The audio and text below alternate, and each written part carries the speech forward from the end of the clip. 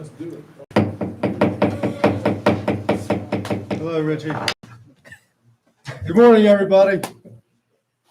Welcome to the Tuesday, March 16th, 2021 special called meeting agenda. We have got some guests who have traveled down here to see us on this beautiful rainy day, but I consider it sunshine rain, liquid sunshine. So we're going to be blessed that we have the weather we have and blessed that we have the guests we have. To start off, we are going to do the pledge of the to the flag and the invocation, and that's going to be Mr. Bubba McLean. Everybody rise and face the flag. I pledge allegiance to the flag of the United States of America and to the republic with which it stands, one nation under God, indivisible, with liberty and justice for all. Let's stay standing for the invocation. Heavenly Father, thank you for all of our many, many blessings. We ask that you open our hearts and minds today so we may more easily do your will. It's in your name that we pray. Amen. Amen. Thank you, Mr. McLean. Thank you. Moving right along, we are on the meeting agenda. Do we have a motion to consider approval of the meeting agenda? I move we could Reverend approve the meeting agenda. Reverend Goodwin has a motion on the floor. Do I have a second? I'll second. Ms. Chadwick has second. All in favor, raise your right hand. Any opposed? Very good. Now I'm going to pass this off to Richie. Good morning. Good morning. This morning we'll be hearing from our architectural firms, and I'm going to be brief as usual, and I'm going to turn the meeting over to Mr. Paul Boney of LS3P. Good morning. Good morning, Mr. Bodie. Good morning, everybody. Good to see you. Thank you so much for having us today. No, you just go ahead. Okay. All right. Just Part of your talk. presentation. It's okay. Anyway, thank you so much. My name is Paul Boney. I'm a architect with LS3P. With me today, as you'll see, is our team. And with me is Dean Arp, the structural engineer. Austin is a project architect. And Mary Brayler called me last night and said she was under the weather, and it's not COVID, but it's, and so I asked her to please not come today. Yeah. But Mary is delightful, and I know y'all will enjoy working with her. Other resources that we have are Jenny McGrath, Vincent Spencer, and Taylor Morris. We also have a group of engineering firms that we've proposed, and many of those we have worked with for years and years. This is a map of North Carolina and the proximity of our offices. We're in Wilmington, Raleigh, and Charlotte in North Carolina. And the counties in blue represent areas where we have done public schools since 1922. I haven't counted the counties lately, but we've been doing this a long time.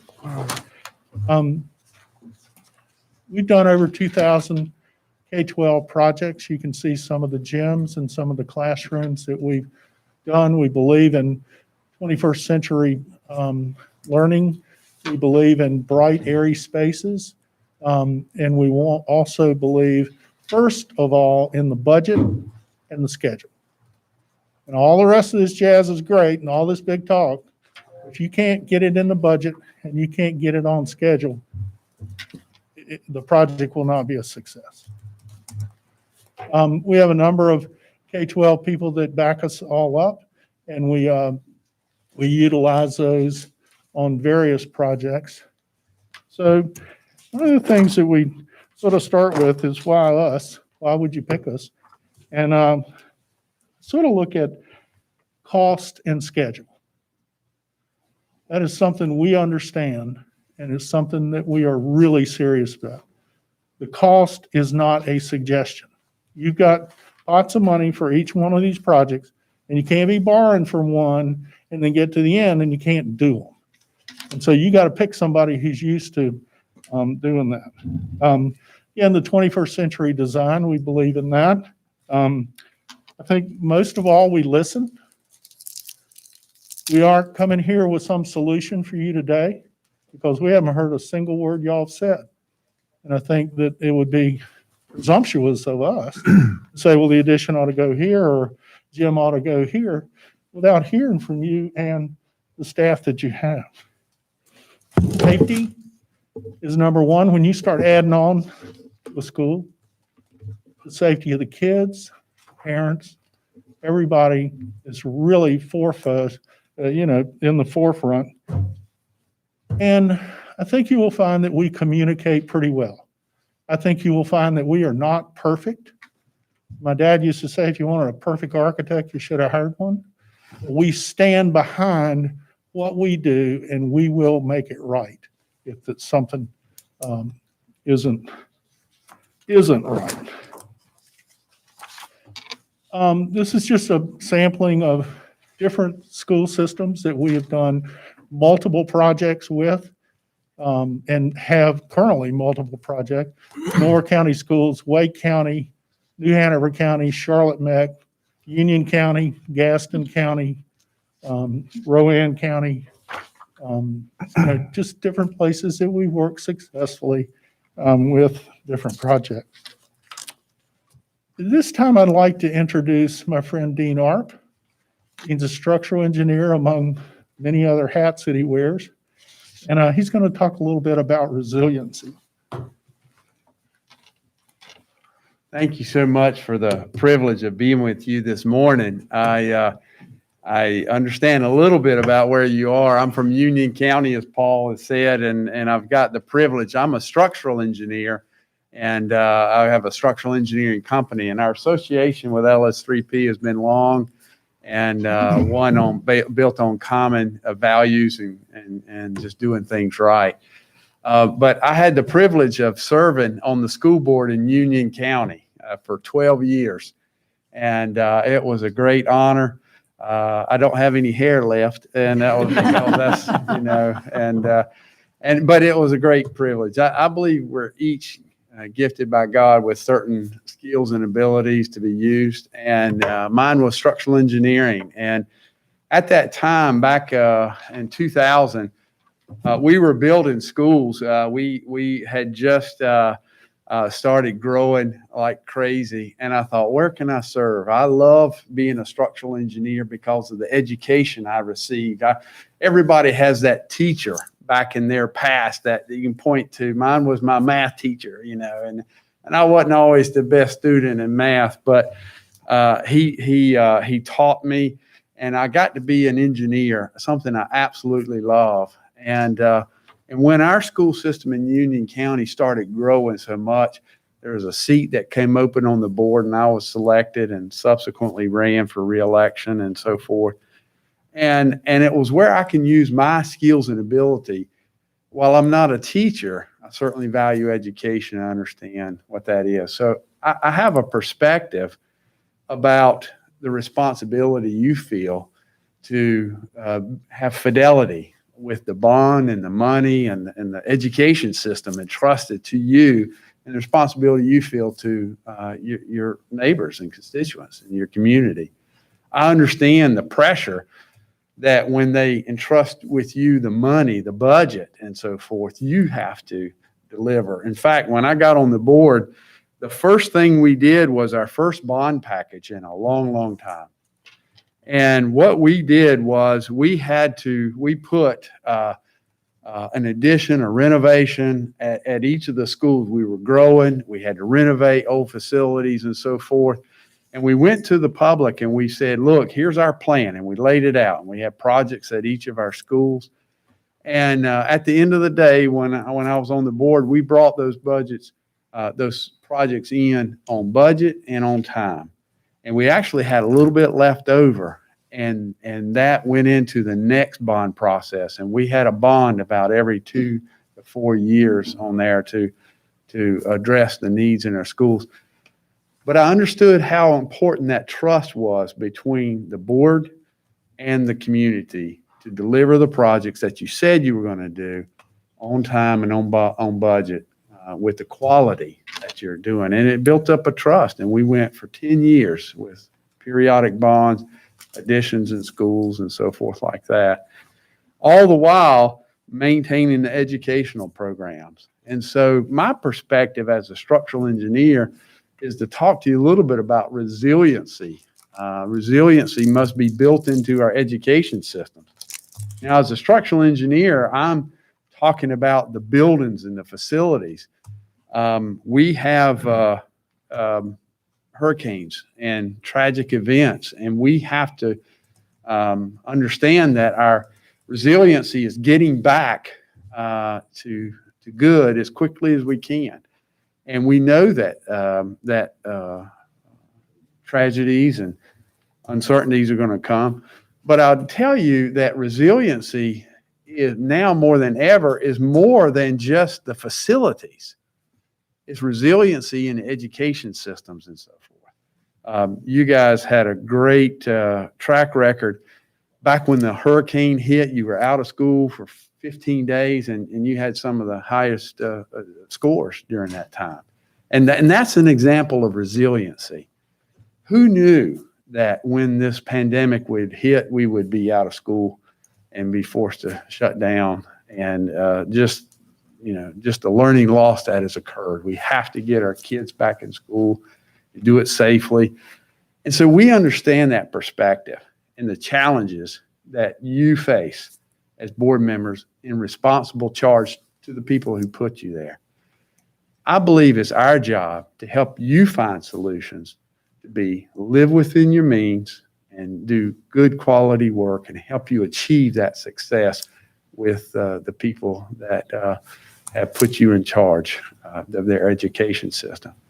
And so when I talk about resiliency must be built into our education system, I'm referring to the education systems in terms of the program and how it's provided at each school, and also the strength of the facilities that we know will withstand the natural disasters that come. So how can we implement resiliency in our design? And a couple of things that I wanted to speak to is creating a community shelter.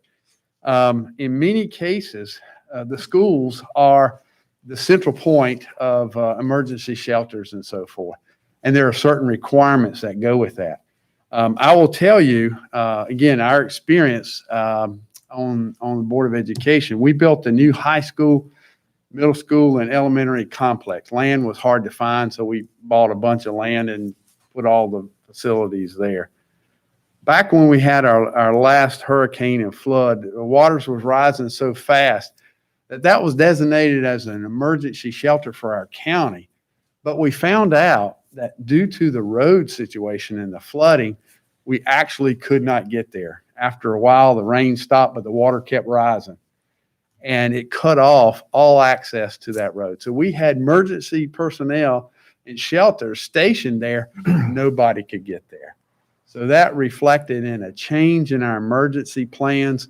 We had to remap the maps that for flooding. We had to not stage there anymore simply because during the floods, nobody could get there. And so another piece that I wanted to talk about is think like a raindrop. It sounds cute, but what we're talking about is we follow the path of the raindrop all the way down to the roof, down the side of the wall, through the flashing, all the way to make sure it's watertight, all the way off the roof into the storm drains and across the parking lots into the flood.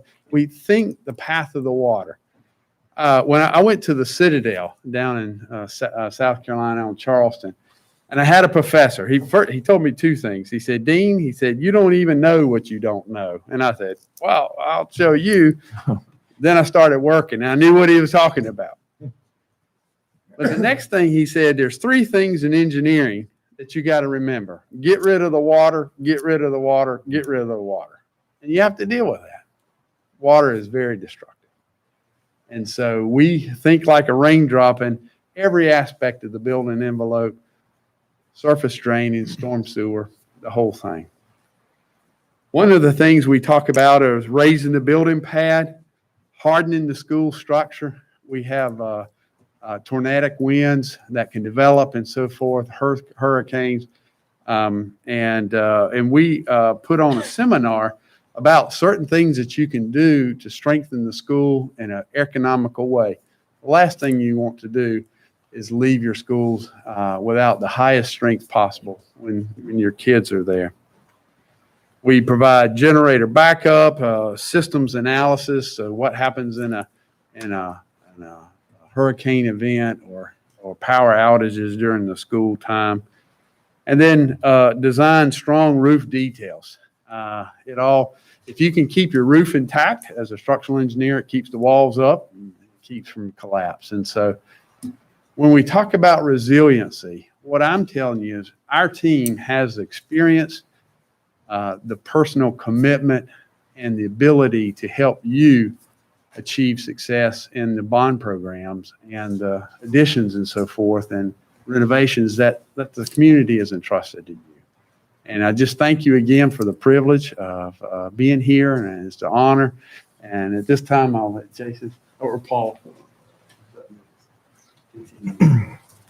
Thank you, Dean. I mentioned security, and we talk about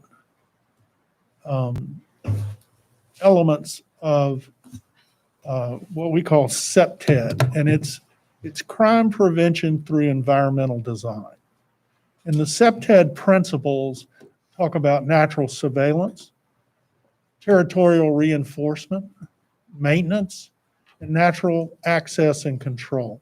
And so we think about that both from a site standpoint and from the building standpoint, because all it takes is one person, and we could have a tragedy on our hands. And so what we have to do as architects nowadays is we have to think the unthinkable when we're designing these buildings. And so many of the projects that we have done over the years, and since 1922, you go back and you look at an aerial photograph and you'll see some. You think, well, how did all these little buildings get put on there? And it's because, why do y'all think? I mean, y'all know, funding. You get $4 million for a classroom building here. And so, but it's our job in this principles to tie all that together and to make sure that the access is limited, that the principal and the teachers can have visual access on what is happening. The territorial reinforcement is the community, and it's the site, and making sure that we're looking out for the kids and the teachers and administrators. So we talk about communicating to the public, and Taylor and both Jenny I mentioned earlier. Taylor just finished a website up in for the Edenton schools, Chowan County, and it was a thing to show the different designs and to get feedback from the community. It was a real success in what we were doing there. I'm going to now introduce Austin. Austin is my secret weapon. And Austin is a fabulous designer. He is wise beyond his years, and he understands how to make visualization a real tool to help people understand, because for years and years we've had elevations and plans and site plans and everybody nods their head. They don't have the slightest idea what they're looking at. And then it gets up and they're like, holy cow, we didn't know it was going to look like that. Well, in what Austin does, he's going to explain to you a little bit about what he does. Hey, good morning, everyone. I'm Austin Lohman, project architect with LS3P. So like Paul said, with this project, it was really important that we heard from the community and the community was engaged in the process. So as he said, Taylor created a website for us before we ever put pen to paper, so to speak, to hear what was important to the community in the design of this new school. So once we had heard back from them, we got to work developing 3 options that kind of spoke to some of the main tenets or takeaways that we had heard from them. And then we took these designs and we displayed them in downtown, that folks were able to come by and take a look at them, review them, and then go online and cast their vote for which design that most interested them. And so, it was interesting. After we pinned the boards up, I walked across the street and grabbed a cup of coffee and kind of was like a fly on the wall and listened. And, we heard a lot of, I love this, I like that. A few, I absolutely hate this. But that's important to us. And so the boards were up for about a week, and we heard from over 900 people that weighed in. So there was a strong preference for option 1 and option 3. So once we had heard back from them, we worked with the school board to ultimately develop an option that combined the 2. And so I think it's something, ultimately the community will have a project that's deeply rooted in that community and something that they were part of the process. Turn it back over to Paul. Thanks, Austin. I think you can see why he is our secret weapon. Talk a little bit about our process, and all of the architects that you're going to interview will have basically these same 5 bubbles arranged differently and talk about them differently today. But this is the process we historically have used. And the one thing I want you to know about this is that we listen, first of all, before we draw the first line. Because architects are very quick to draw something. They want to draw something because that's how we were trained to do. What we want to do is we want to listen to all these smart people and everybody that says, this is what we really want. And then I tell them to dream within the box. And the box is the budget. Let's don't dream out here and we're not going to have 4 swimming pools. We're going to dream within this box. And sometimes that takes, being honest with people. And architects, like to make people happy. We're pleasers, basically. But I was brought up to know that if the budget is not a suggestion, because it is going to come up sometime and we're going to have to fix it. And you have to stay on schedule to do that. And most of all, we're going to listen to what y'all want and what it is. Now, one of the most important parts of this project will be construction administration. It will be getting the project built. Steel prices have gone up 40%. 40%. And so having that schedule, having creative, and that's where Dean comes in as a structural engineer, is helping us to navigate some of those waters. But we have to be prepared during the CA process for change. We've got a contractor to work with. We've got to communicate early and often. And we've got to be able to did I do something wrong? They get gonged. Doorbell. But again, safety and the logistics of all of this are really important, and that communication with the construction administration. And hopefully we won't need Mr. Whifford, and we won't need Neil in the process, but sometimes we do. And so but we like to work with anybody and everybody. And I'd like to think that our firm has a pretty good draw of contractors that want to bid our work because they know we're fair and they know they can trust us. So as I said, budget and schedule, architects like to show pretty pictures, and these are the 2 on the right are 2 projects that Mary just finished. One had a budget of $29.7 million, And remarkably, it was 29.7 million. And so we're on budget, on schedule with our recent project costs. The design considerations that we talk about for this project, you will not see any of Austin's work on this job yet because we don't know enough to draw. We don't know what to do. These are just some things that we think about. The safety plan, community access, additional play space, phasing requirements, parking, time of construction, the timing of construction to make sure they're not jackhammering stuff out when you're having testing and that kind of stuff. We did Croatana High School back, I guess, in the 90s, Neil, sometime mid-90s, when the first bond issue maybe came out. But each of these projects will have all of those pieces on them. And I've just shown some aerial photographs again. This is how a campus grows because of funding, not because of security.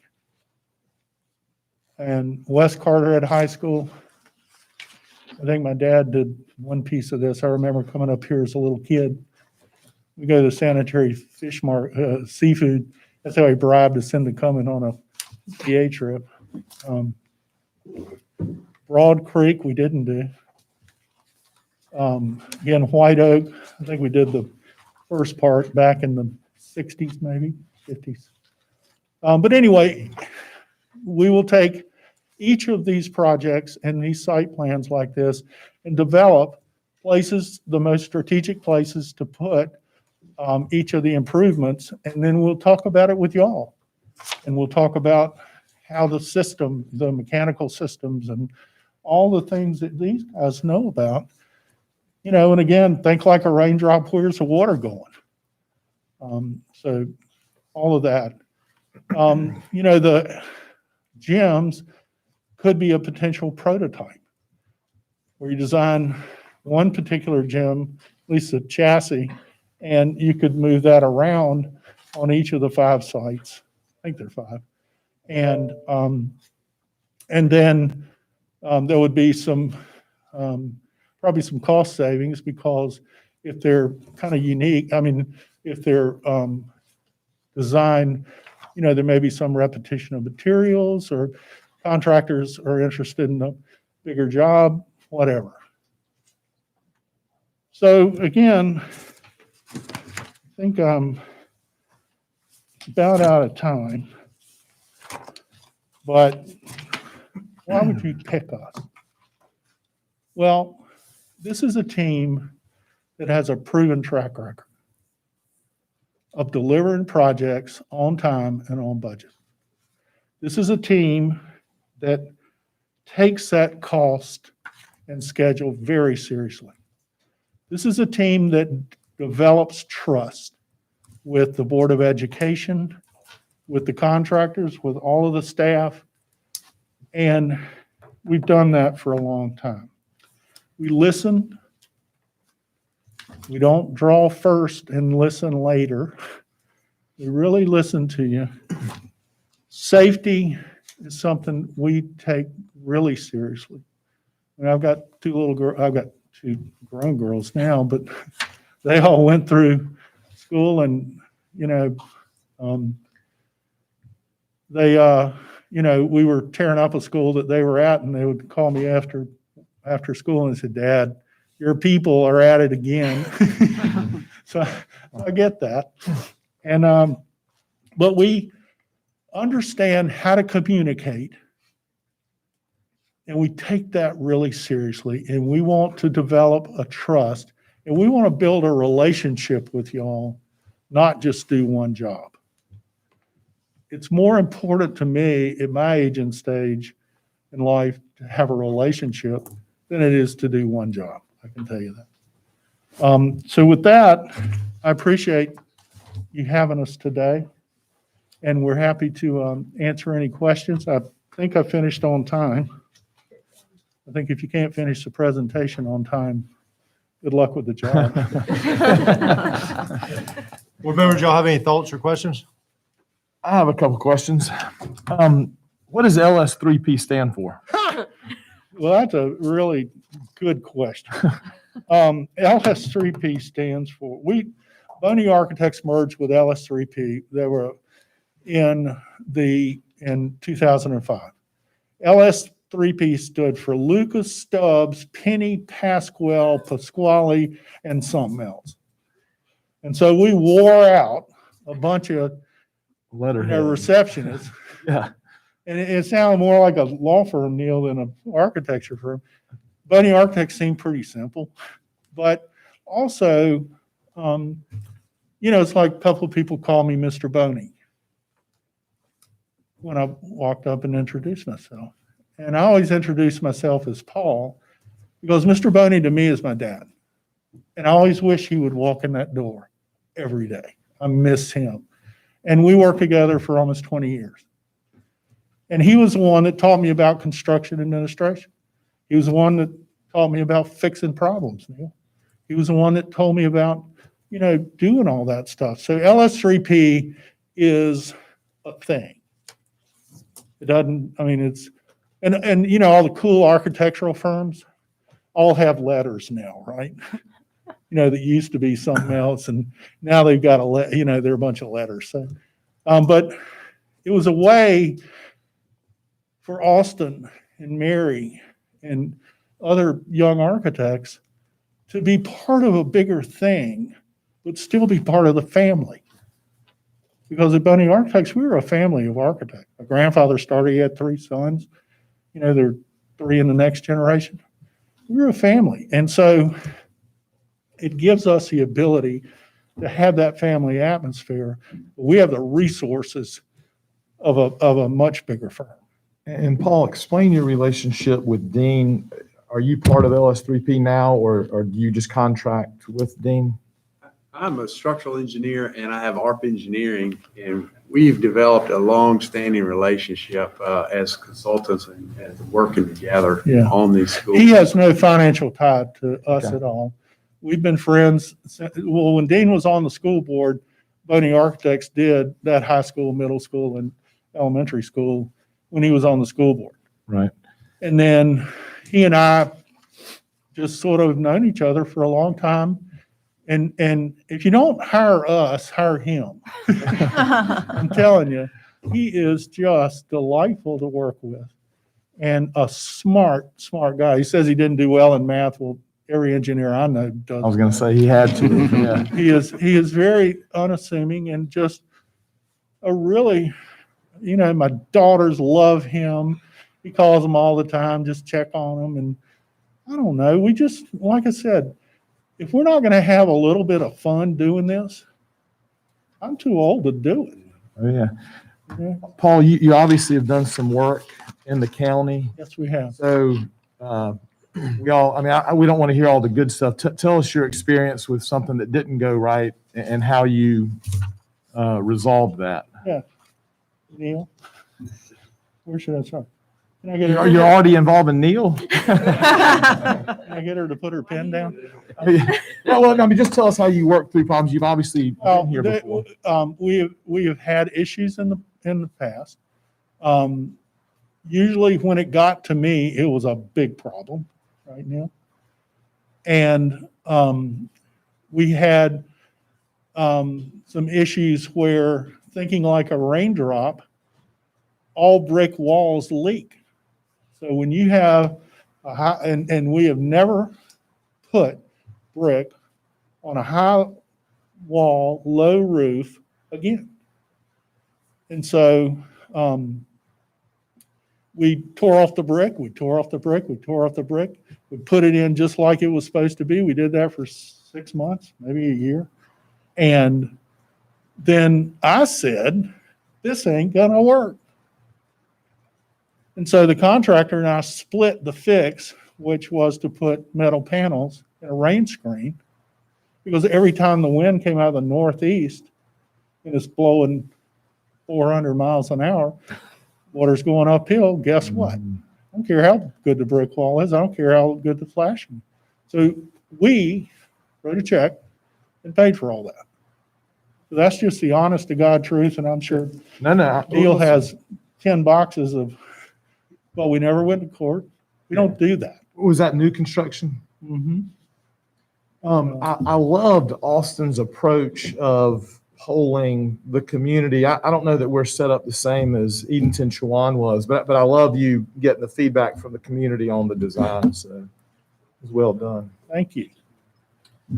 I've got a quick question. At some point during the presentation, you talked about the steel prices being up 40%. Right. When you're designing and you know that steel prices are up 40%, do you try to mitigate this price increase during the design, or do you look down the road? How do you work with that? Because, I would hate to pay 40, obviously a gym, for instance, will have a lot of steel in it. Yeah. If we're paying 40% extra than we were a year ago, then we're not getting as much bang for our buck. I mean, how do you work through materials management and pricing? Well, Dean, you want to talk Well, about I just say, it begins with careful planning.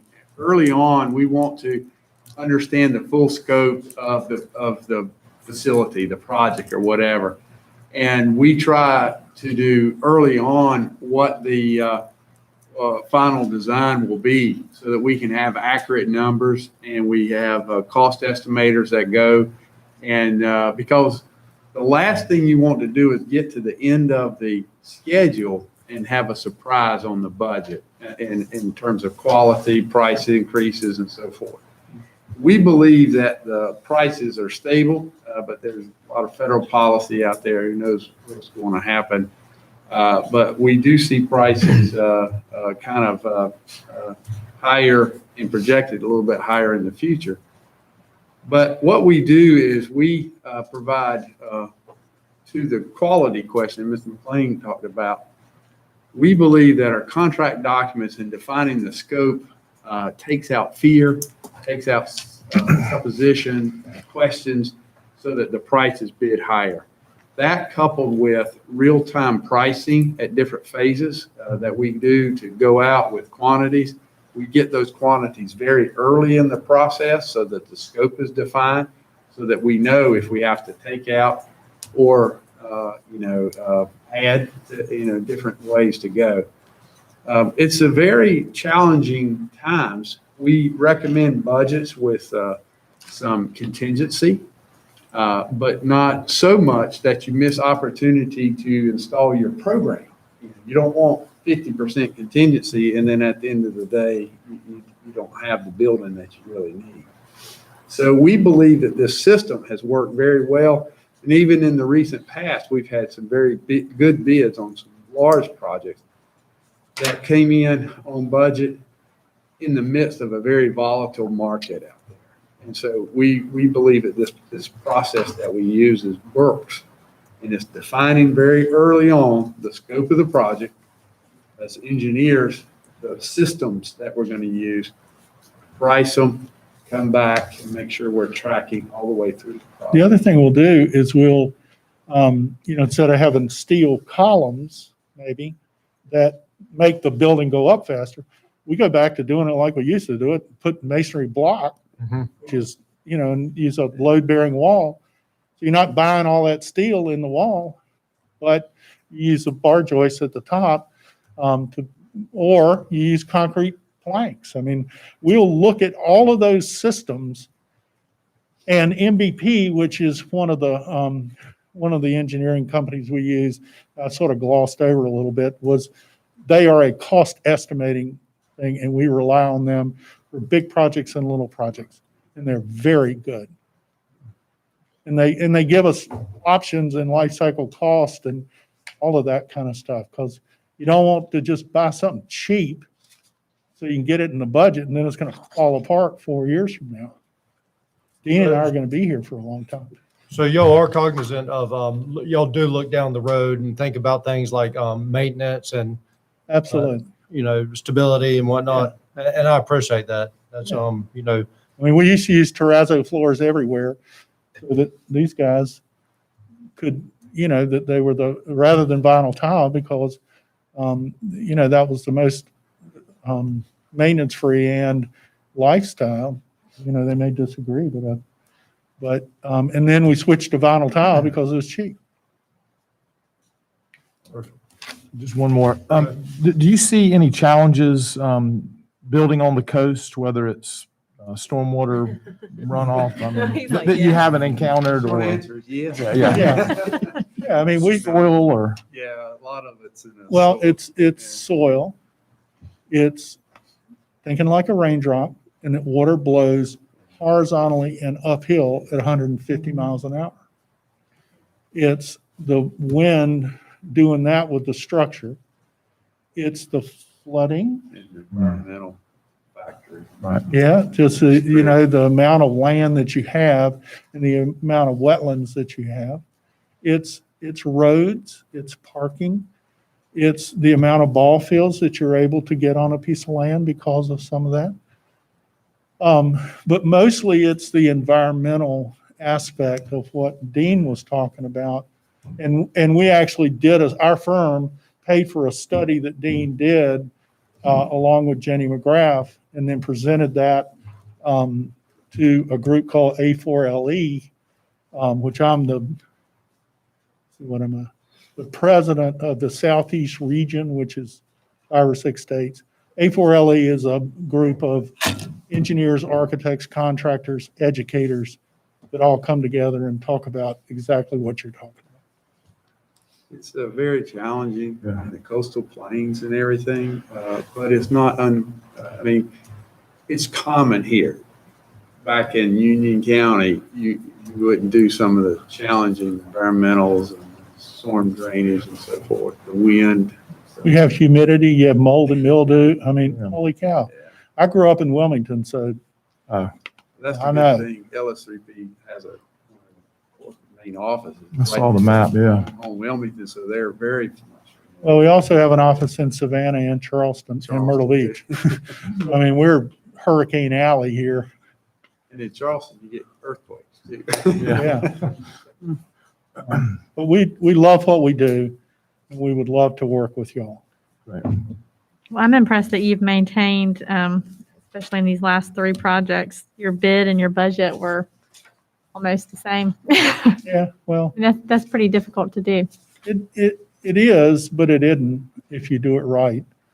And, you have to, and y'all got to decide whether you're going to do this as a straight up hard bid thing, or you're going to get a CM at risk to come do the whole thing, or, y'all got some decisions to make too about the delivery of these projects. But I did, my first project when I got out of school, I was 24 years old. My dad sent me to Laurinburg, to Scotland County. It just passed a $10 million bond issue. We did a new middle school, a new elementary school, and 8 additions. And that was my graduate school. I didn't go to graduate school because I didn't want to go to graduate school. But I went to graduate school at Scotland County, and John Jones was superintendent. He was a tough guy. Wow. And I learned a lot about people, learned a lot about solving problems at a very young age. One of the things about the budget that I think is important is a lot of folks come in and say, well, it'd be just at the budget. Why, you're somehow cheating, public or whatever. The point is that you want to design the budget so that you take full advantage of it and not leave anything unprogrammed. And that's the fine line when the budget comes right in there and you get the right amount of school for that money. You don't leave anything off the table. The other thing you want to look for is when we take bids on a job, you want to see what the spread is. And if it's this, the drawings aren't any good. If it's this, the drawings are really good. Because the contractors are all looking at the same stuff. And then, you should go sit in a contractor's office on bid day. It is terrifying. It is chaos. But somehow all this comes together and they do a great job. We have a lot of friends that are contractors. I'll tell you that. Mr. Chairman, I've got a question. Go ahead. Always good to see you again. Thank you. Both our hair's gotten whiter. Indeed, and I can't hear anymore. Uh, What's the state of the art on humidity control in new school buildings on the coast? Great question. Well, first of all, it's a 4-pipe system. Use a 4-pipe system so you can do simultaneous heating and cooling. Because that's the only way. We used to do these 2-pipe systems because they were cheap. And you cut off the heat in, April 15th, and you wouldn't turn it back on until whenever, right? In the meantime, school's out, there's no moisture control. The other thing is we pre-condition the air before we bring it in. And it looks like a big, I don't know, these guys know better than I do, but it looks like a big trailer. You sit in there and the air goes in there, takes all the humidity out, and then sends it into the building. Where before, we were just sucking all this stuff in because that was what the budget would allow. So I'd rather not have 2 classrooms and have a heating system that works and doesn't get mold and mildew. And it's a great question. We used to say every school we do east of 95 has a 4-pipe system. Now we say anything we do east of the Mississippi has a 4-pipe system. And also we use geothermal wells, but that didn't really do anything about the humidity, but it does stuff about energy. Thank you for that question. It's good to see you again, Neil. Any other questions? All right, well, we appreciate y'all coming, and Thank you. Thank you. that was interesting and awesome, and we will take a 5-minute break. All right, Mr. Richie Paler. Thank you. The next firm we hear from is SFL&A, and I'm going to turn it over to Mr. Thomas Hughes. That would be me again. Hello, Mr. Hughes. Welcome. Thank you for having us. We're certainly excited to be here today. You're okay, I'm just gonna use. Photograph moment. We are here to really to talk about us. We've been here before. We're wonderfully excited to be here again. We are too. See, we got.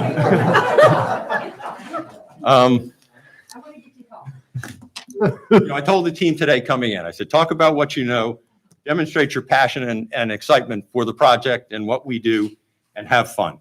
And I think that's really one of our goals throughout a project, is to be able to really demonstrate our knowledge and bring that to you, but to build relationships. And we were back here for a number of projects previously, and we'll talk a little bit about that.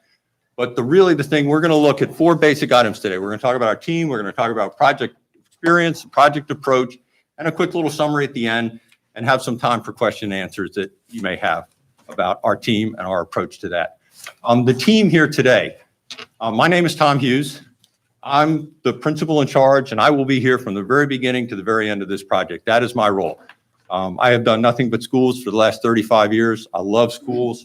It is my passion and my desire. Hope to bring that experience to you as well. With me as well is Eric Lindstrom. Eric is also a principal in the firm, so you're getting the real firepower today. Eric is actually a part-time resident here. Owns a house, a 1790s Piver house that he's restoring in Beaufort. He owns some other properties here. He knows all about Otway and how to get around and all the secrets of the community, and is a regular visitor at Seyfried's as well. So we've got a commitment there that goes beyond just coming and doing a project, but really an investment in the future of Carteret County, Beaufort, and Morehead City. So you get the best of both worlds. He says he's a part-time resident, but I think it's a little more than that. Mahan Kick is project manager, project architect. Mahan and I are joined at the hip. We're really the team. We deliver the team. We've done almost 7 elementary schools in the last 3 years. Really understand the goings on of what it takes to do and what it's like doing work today. We have 4 projects currently under construction. COVID has made its impact on the world, and we understand that and can help to bring some clarity to that in your future projects as well. Jackie Waywalk. Jackie will be doing the construction administration. Jackie can drill down like nobody's business. I mean, she understands the business management side of construction administration today, delivering projects in our environment that we're in, but just the way it works today with digital, and we're all so experienced now in Zoom and WebEx and Teams and Google Drive and all of this. But the boon is that it's really made getting everybody together. Communication is critical. And we can get people to come to meetings now because they're willing to sit on Zoom where they wouldn't, it's hard to get them to drive 3 hours to come to a meeting. So that's changed our world as well. We have 2 consultants with us, and this is our team. So I put that in reference so you can remember all the faces as we go along. But we also have Gary Costin from Optima Engineering, and we have Chase Cullifer from down the street. That's right. And one of the things that we really believe in is that the civil engineer site planning really needs to be part of the community. There's so many nuances of what it is to work in this community. And Chase and we go back, we've got actually a longer history with the district, and we've done a number of projects here. We've been on many of the campuses. We've got at least 3 of the current 5 projects that you're looking at. We've been on those campuses. But Chase has also been on those campuses. So to be able to have that understanding and foresight into what these projects are. I personally worked on the White Oak project, and then Eric and I were both part of the Croatan High School auditorium project. And that really is, I mean, of the projects in my past, that is one of my pride and joys. I think that was the most excellent thing. But I think, Keith, I think the big thing we always remember is the water tank. Because that was the crux of that project, was understanding, again, utility and how to make that safe and workable for the community as a whole. So again, the Croatan Auditorium, wonderful space. Love it. The acoustics in there are awesome. My other career was actually in the theater. So theater design and auditoriums and presentations like that are a real good part of it. East Carteret High Schools. So we did classroom additions. So we understand your educational specifications in classrooms for classrooms additions as well. And then we have White Oak. And we actually did the upper one, and then you snuck another one in between. And now we're going to go do the multi-purpose room that was planned out many, many years ago as well. That's our experience. I'm going to turn this over to Mahan and let him talk a little bit about our current experience that pertains to your project. So Mahan. Thank you, Tom. So as Tom said, he shared some of the local experience. I'm now going to talk about a little bit of some of the other experience we've had around the state. The first project here is the Jones County High School gym facility. This is a standalone facility, just over 18,000 square feet. It's not too far from here. So it's a great facility that we're proud of. Second project that we're sharing with you is the Harding University High School project. Again, this is a standalone facility. It has a capacity for just over 1,500 spectators. Important thing here is this one was just completed last year, so it gives us a good understanding of where the construction market is. One more project here is the Union Pines project in Moore County. This one was constructed simultaneously with the Pine Crest project. Both of these schools have about a 350 spectator capacity, and they're connected to the existing facilities. Last one I'm going to share with you is the Pender Lee Elementary School, or K8 facility in Pender County.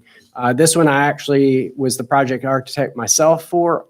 It is connected to the new building that was constructed, but it's separated by a firewall. So while it is connected, it does have kind of an independent utilities incorporated into the facility.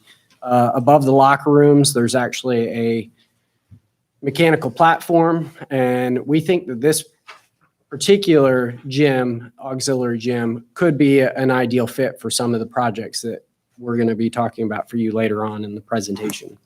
So at this point, I'm going to hand it actually back to Tom, and he's going to talk to you a little bit about how our team is going to approach your projects. Yeah, I would add too that Pender Lee was the only school in Pender County to reopen after the hurricane. Nothing else, just Pender. And actually, it was the grand opening because it survived it. And in order to demonstrate to the community that things were going to get back to normal, we opened the school actually 2 months early. We're a little ahead of schedule, and that facilitated being able to come out to the community and have really a grand opening and just restore people's faith after. I still remember that vivid image of 40 looking like a river going down, and yet Pender survived. So there's a lot to do with building code and all of that. We're going to break this up into two pieces. We're going to talk about project management and design phase. We'll let Eric talk about how we do the process of design, what are the things that we pay attention to, and then turn it over to Jackie and let her talk a little bit about construction administration, what it is, the business end of really delivering projects today. So, Eric? Yeah, sure. Thank you, Tom. Our project management and our approach to your project is grounded in strong project management. Project management is essential from not only through design, but also through construction. But what I think is most important, it's really about managing decisions. So what we're going to do and what our team is going to do is to make sure that you have the information that at various stages along the project to make the very best decisions we can as the project moves forward. And to do that, I think the most important thing is, and what I'm passionate about, is listening to our clients. And this project, all these projects, begins with you.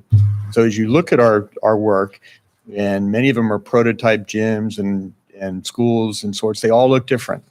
And that's because we listen to our clients and we listen to their communities, and we ultimately have to match our projects in the scope of their budget. But you're at the key in the center of all of our project management activities. And I think it's also important that we listen to our consultants and our team that's here with us today, because Gary, he's going to know the latest free air changeovers that are now being recommended. I mean, they're coming out daily in terms of what are the new recommendations based on COVID. Chase is going to know, I mean, he knows our local inspections people. He knows the status of stormwater permits. It's important that have these type of consultants on our team and that we listen to them. And then again, we get that information back to you so we can make good decisions. And so, Tom, you can advance one. And so during that process, I think first step obviously is listening. But it's also, we're going to be committed to having weekly meetings. Those are going to be virtual. But as Tom mentioned, what we're seeing is those virtual meetings, we're actually seeing greater participation from our clients and our consultants teams. It allows more people to participate in the process. But know that if we need to be on the site or in person, we'll be there. Personally, I still believe a face-to-face meeting you can't beat. And so during those, we're going to be using the latest kind of project management tools that are out there. We're using a lot of Procore. Jackie, again, she kills it on construction administration, but Procore is a digital, all the submittals, all the records for the process project are going to be out there. It's something, again, everybody on the team will have access to. We use BIM 360, which allows all of our consultants to work on the same CAD drawings. We use clash detection software so we can go through the 3D model that we've developed, and we can make sure that all the ductworks get around the beams and the light fixtures don't conflict with fire sprinklers. Those are all the tools that we use today. And the good thing is during these weekly meetings, we'll be able to share with you real-time 3D development of our plans and designs. This gives us the ultimate flexibility to share with you options. If you want to look at, how does this entrance face, or, how is emergency services or supplies going to get to a particular component of the building. And these are some of the examples of some of that you see on the screen of some of those 3D representations. But, at the end of the day, it's really about, I don't think I've ever met a client whose budget matches their vision. And so the reason we use these tools to be successful for our clients in the projects is we want to make sure that we are spending your dollars exactly where you want to spend them and where we're getting the maximum amount of impact. And so it's really a balancing effect, and it's using these tools, the checklists, the various protocols and software that make sure we get there. And as we're managing 5 projects, we need to make sure that each one of those projects achieves the same amount of attention. So again, that's why we use, I think project management is at the key of our design to make sure that you're going to have the most successful project. And I'm going to turn it over to Chase, who's going to talk a little bit about how we're going to approach your sites.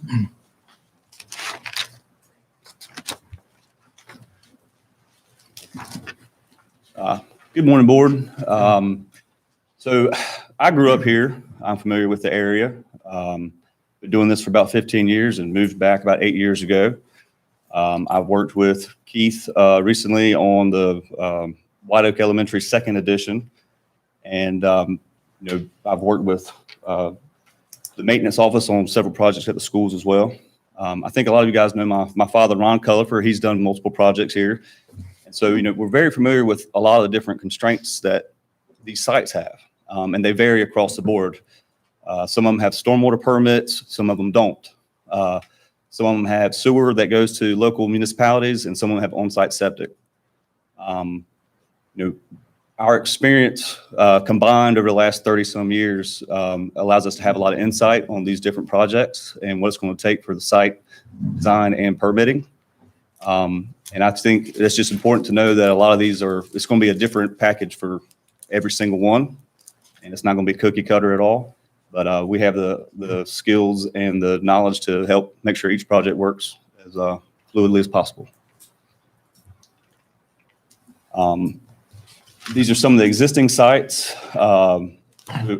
We used to be Stroud Engineering, but we recently started our own company a few years ago. It's Colorful Group, and we worked with SFL&A on Croatan High School. We did some stormwater work on one of the recent additions for East Carter High School.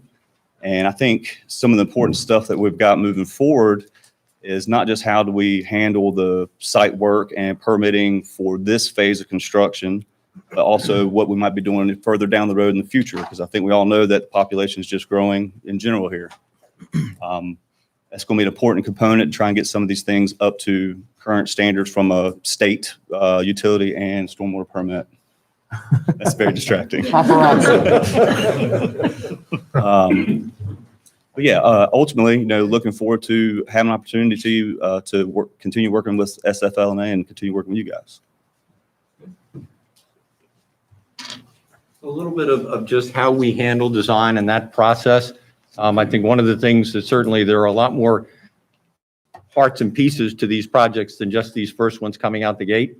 But when we look at the auxiliary gyms and think about that, it's going to be a much larger picture of how you deal with your sites in general, things like impervious surfaces. And I think we're incumbent in that whole process is also to look forward to what these other pieces and parts are and how we make good decisions in anticipation of that end result and not just the immediacy of where we're at this moment. So we're really trying to understand the projects as a whole in the bond so that we don't misstep and thwart those future desires in what you're looking at in projects down the road. Classically, classroom additions and parking lots and how they affect things in the short term. We also looked a little bit at, these auxiliary gyms. There's certainly an opportunity there when you think about those, that three of the same offer you an opportunity and economy of scale. I can do that too, sorry. Used to keeping them on. It's almost, and Keith and I talked a little bit, it's almost like if I walk in and open my eyes, I don't know I'm at East, West, or Croatan because I'm seeing the same. And then it comes down in the construction side. Do you try and do them all simultaneously, or do you phase them out so you can begin one and then the footings and foundations go to the next, and you stage this as a running game and really begin to reap the benefits of that economy of scale. I think that's the way we think about design, more so in the project as a whole and not just the immediacy of how are we going to design this glorious gym, but how do we make it work for you in the immediate time and in the future and take advantage of those concepts as well. So we looked at the other side of this, and the most interesting part is the evacuation shelter building design. So we looked at some resources out there. Certainly, there is the Carteret County Emergency Preparedness. I mean, there are those situations because you guys deal with this all the time. It becomes part of your culture. For us, really all of this, and FEMA does a really great job of outlining it, it's the 2018 North Carolina State Building Code. I mean, the building code for us is what really specifies wind load, uplift, structural integrity, seismic integrity. That's what we live by. But there's a really great document out there that really encapsulates all of that in terms of evacuation shelter, because this really changes the game. I mean, it's not just a regular building anymore. FEMA also does a nice piece on the 453 that talks about how all of that comes together. But for me, one of the things, we did a study down in Dillon County, South Carolina, about 4 years ago with the Red Cross document that really talks about what it is it both evaluates the buildings, but it also very seriously evaluates what your responsibilities are as an owner in emergency preparedness, and how you run and operate and how you take care of people and pets and how all of that comes together. I spent an enormous amount of time. We surveyed every school in Dillon County against those Red Cross criteria to understand the ability. For them, it was more of the part, the post-evacuation. But in this case, as an evacuation shelter, what we understand is that you're looking at it for a place to people to go during an event. And that needs to have different criteria. So we looked at that. I mean, in all candor, the auxiliary gym is the easy part. Building that and designing it, we've showed you that. But when you talk about evacuation shelter, it really is, how do you take care of those personal needs? You need toilet rooms, you need showers, changing rooms, at least temporarily, lockers where people can go put their stuff up, lock it up, go take a shower, come back out, lock it out. How do you keep people comfortable for what could be an extended period of time, and how all of that starts to go? You've got a lot of emergency preparedness cots and stuff that have to be stored, so we need storage separate from a typical athletic storage. There's other pieces. For us, the big one is, again, the emergency antenna. Everybody needs to be connected, especially today. We need power to plug all the phones in and keep everybody going. But it really comes down, in the end, the biggest differential there is what we call resilient design and redundancy. And that is in your systems. And that's mechanical, electrical. We can take care of the seismic and the uplift and the wind load. But I'm going to let Gary talk a little bit about just what that means in terms of how do you make a building able to stand on its own during an event. Good morning, everyone. Exciting to be here. So Optima Engineering, we are a consultant through SFLA. We have a long, successful history. Optima's been around 30 years. We have offices in Raleigh and Charlotte, so we are a North Carolina firm. We do mechanical, electrical, plumbing, fire protection, technology, the really sexy stuff that just needs to work. So one of the values I think Optima can help you on, and this team, is in addition to K-12 work, which we do a lot of for 30 years, we do what we call mission critical projects, data centers for banking institutions. We do 911 call centers. We do fire stations, police stations. These buildings just need to work. So we're sort of known for our forward-thinking, sustainable approach, energy efficiency. But what I think we offer best on these projects is our experience making a building resilient. And it's more than just putting a generator on the building. So what we'll offer you early and often in the project is we'll come to meetings with options. Here's how much these system betterments are going to cost. Does it work with the budget? Obviously, your buildings aren't going to be 911 call centers, but we have that experience. We'll offer that early. Tom?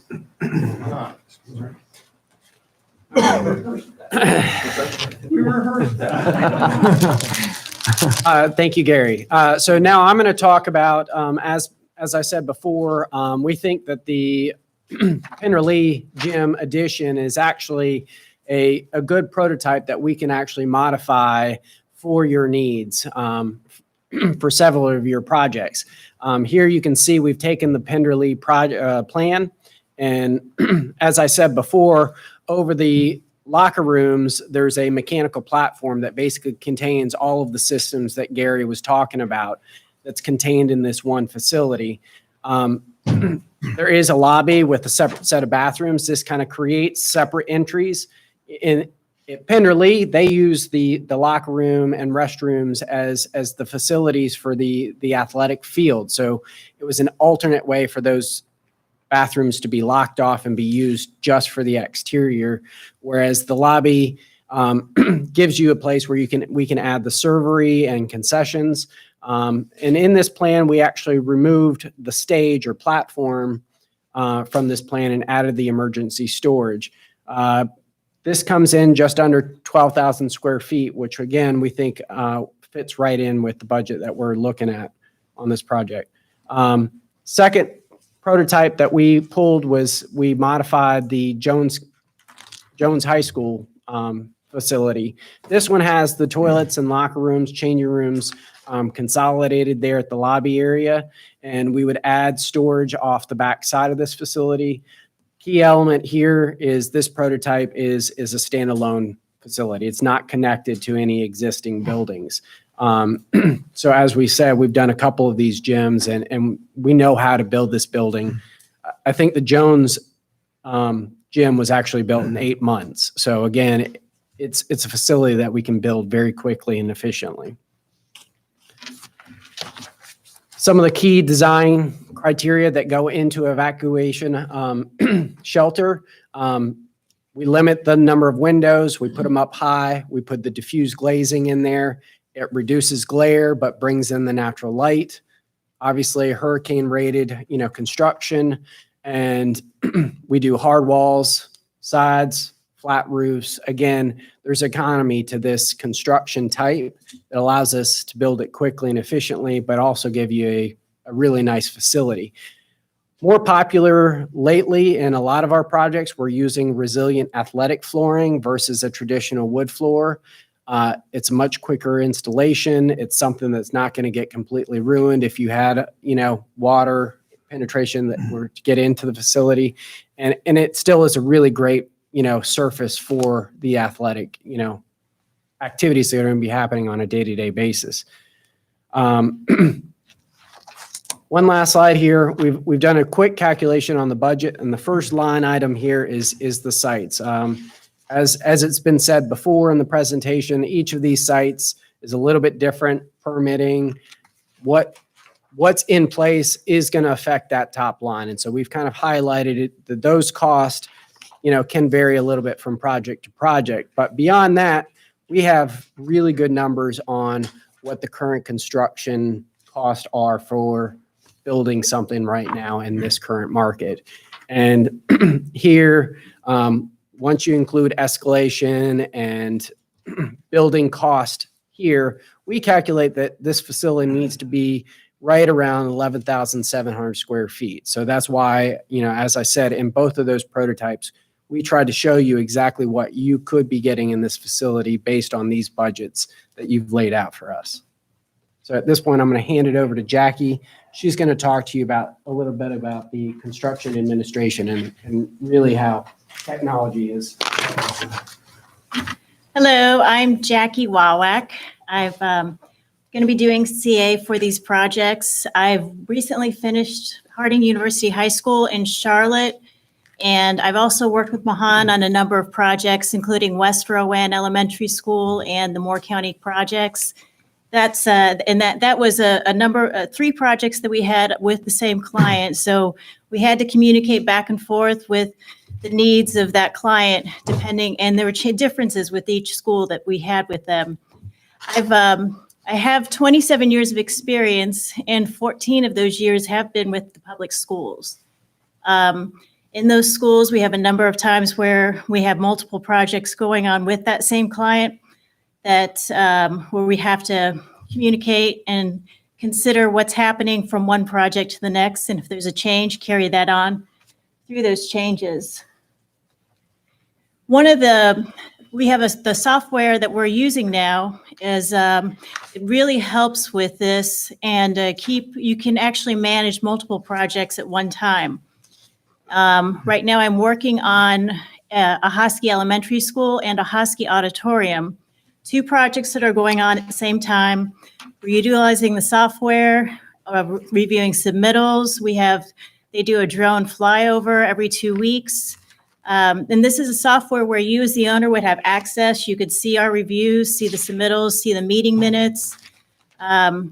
It's great because then it gives the contractors, the subcontractors can all see what's going, they can all have access to this. I think I kind of call it a filing cabinet, but it's where you can see everything that's going on in this project. So we have, these schools have existing campuses, and in my time working, I've also worked on projects that have new schools and also schools on existing campuses. 3 of the projects you see are high schools, and with that, you have to worry about the students, how they get from class to class, and be sure they're safe. With the elementary schools, you not only have students, you also have parents. And when you have staging, like in this project, this is South Mac High School, We have to consider fencing off the area. We have to think about the busing. And like I said, with elementary schools, you also have the parent drop-off. That's something you need to consider, or we have considered early. You do it during design, actually before the contractor comes on, and then you refine it once the contractor comes on board. It's a key component, and it's because the school has to function throughout the whole time during construction. I'll leave it.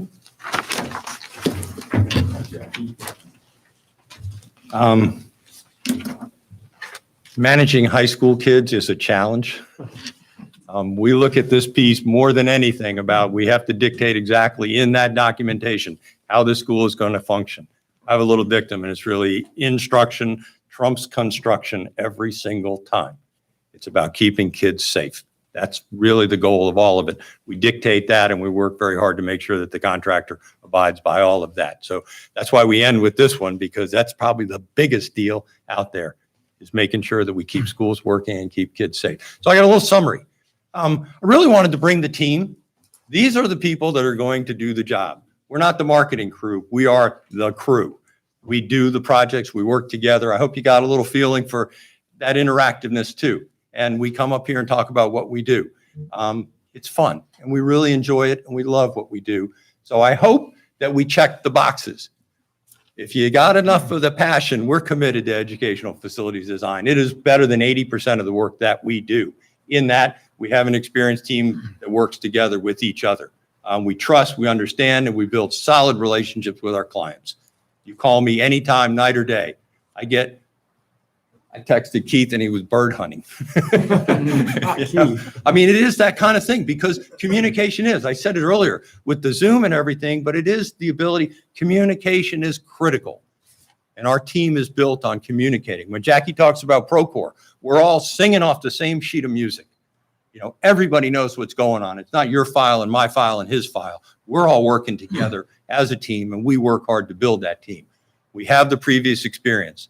Chase knows his place in it. Ron, I mean, I worked with Ron. I mean, that's, for me, is the biggest issue, is site and civil and engineering are huge hurdles. And so I think we really nailed that one with bringing Colorful Group on with us. Specific experience in the prototypes. Every school has a gym.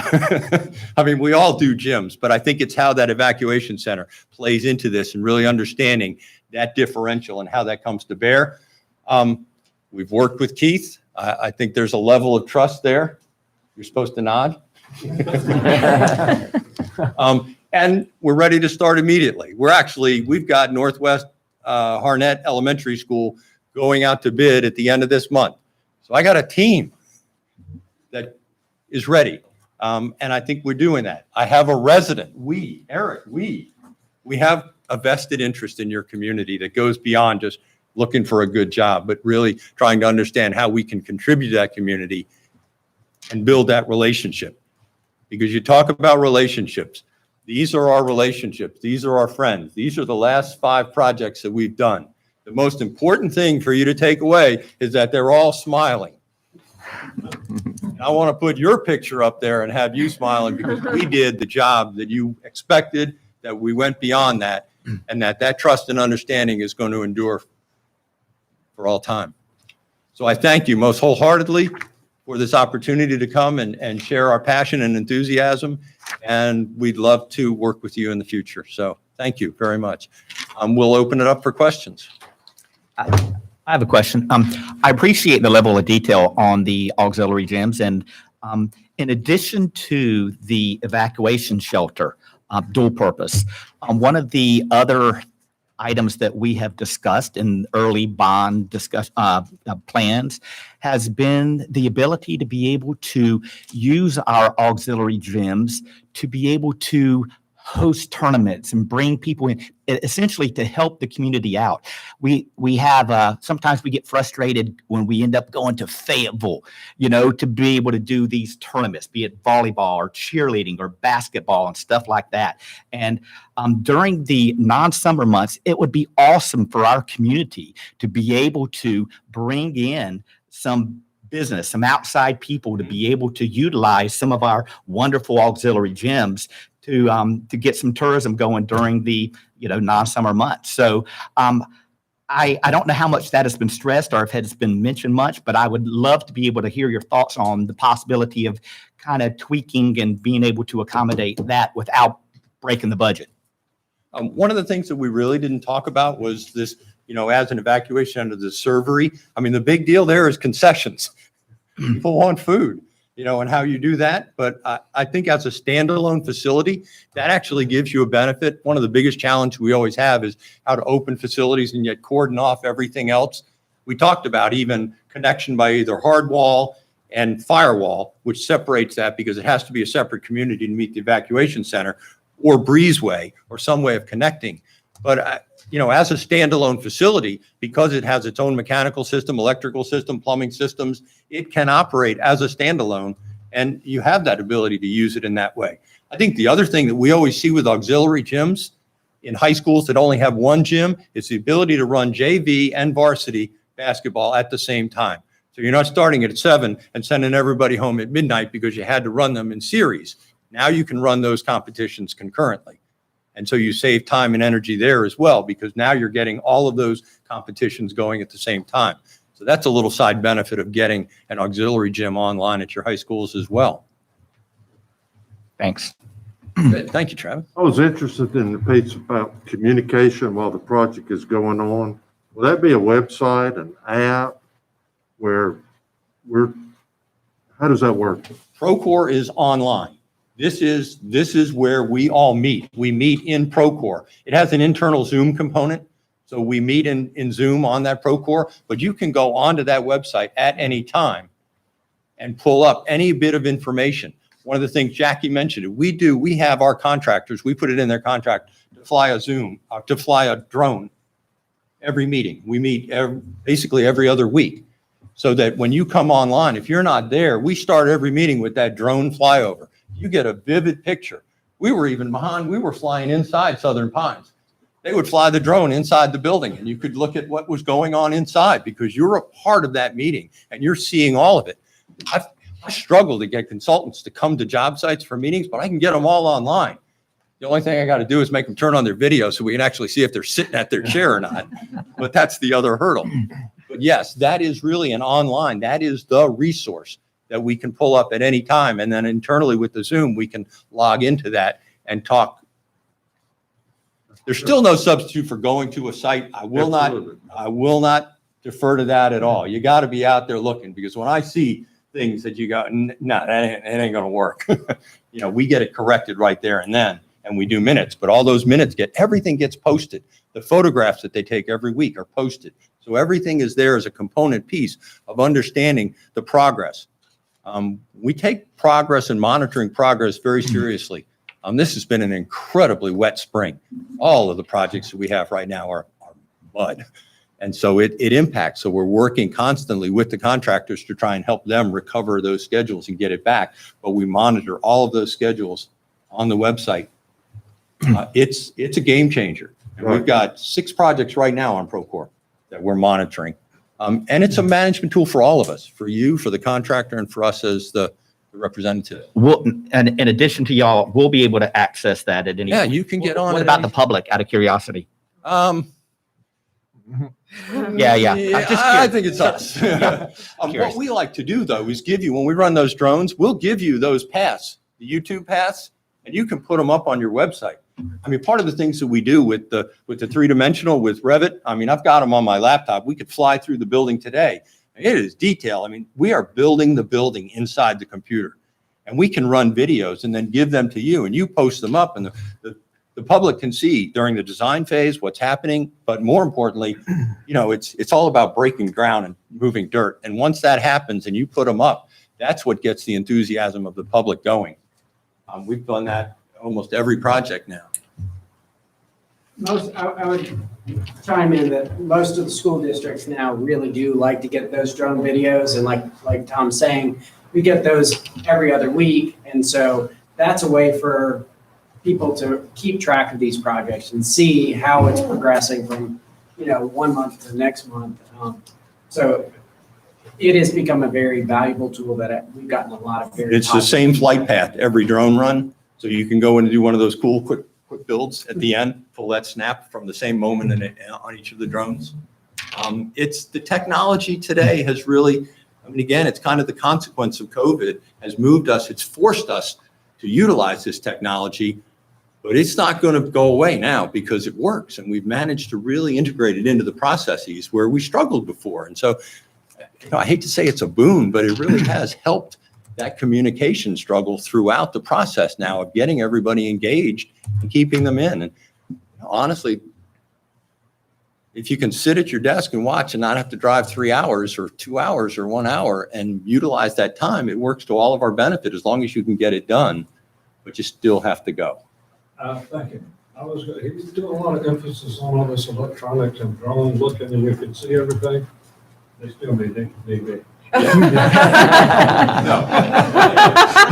It is about locked arm in arm. I mean, we've been there. I mean, we know it is. It's about seeing it. I mean, I'm old school. I still draw in pen and ink.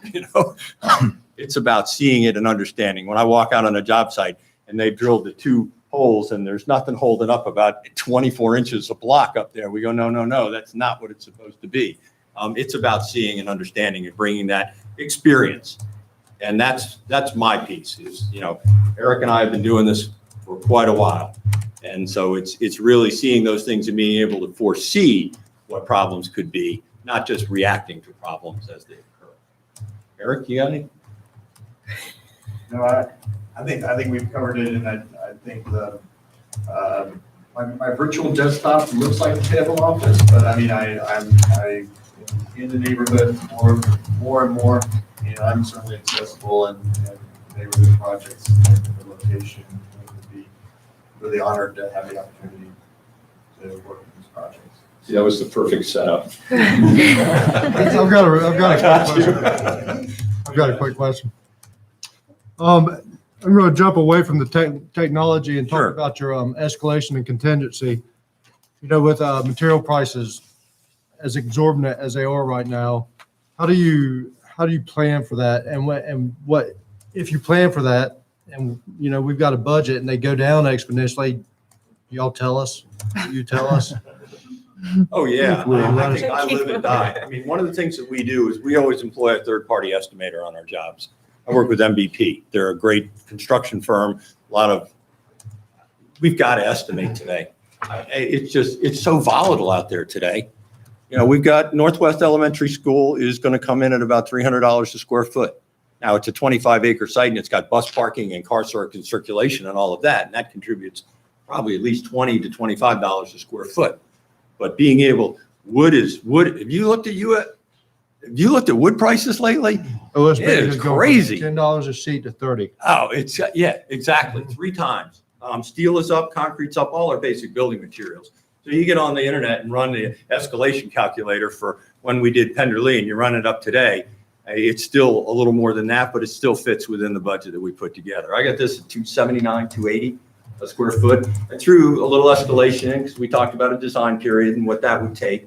But I think you really want to get out sometime before the end of the year if you can. And I think the prototypical design is going to help you realize some of those savings because you're going to get an economy of scale. Okay. We talked about separate contractors versus multiple contractors. I think that's just a conversation to have about how that delivery methodology works. But in the end, that's where your savings are going to be. Even if the products are up, at least if you're buying all of that and you can stage it out and a general contractor can see how I can move my crew from one to the other and do it sequentially, you're going to realize the savings in that. There's no 2 ways about it. You agree? Absolutely. Yeah. Mr. Chair, may I ask a question? Absolutely.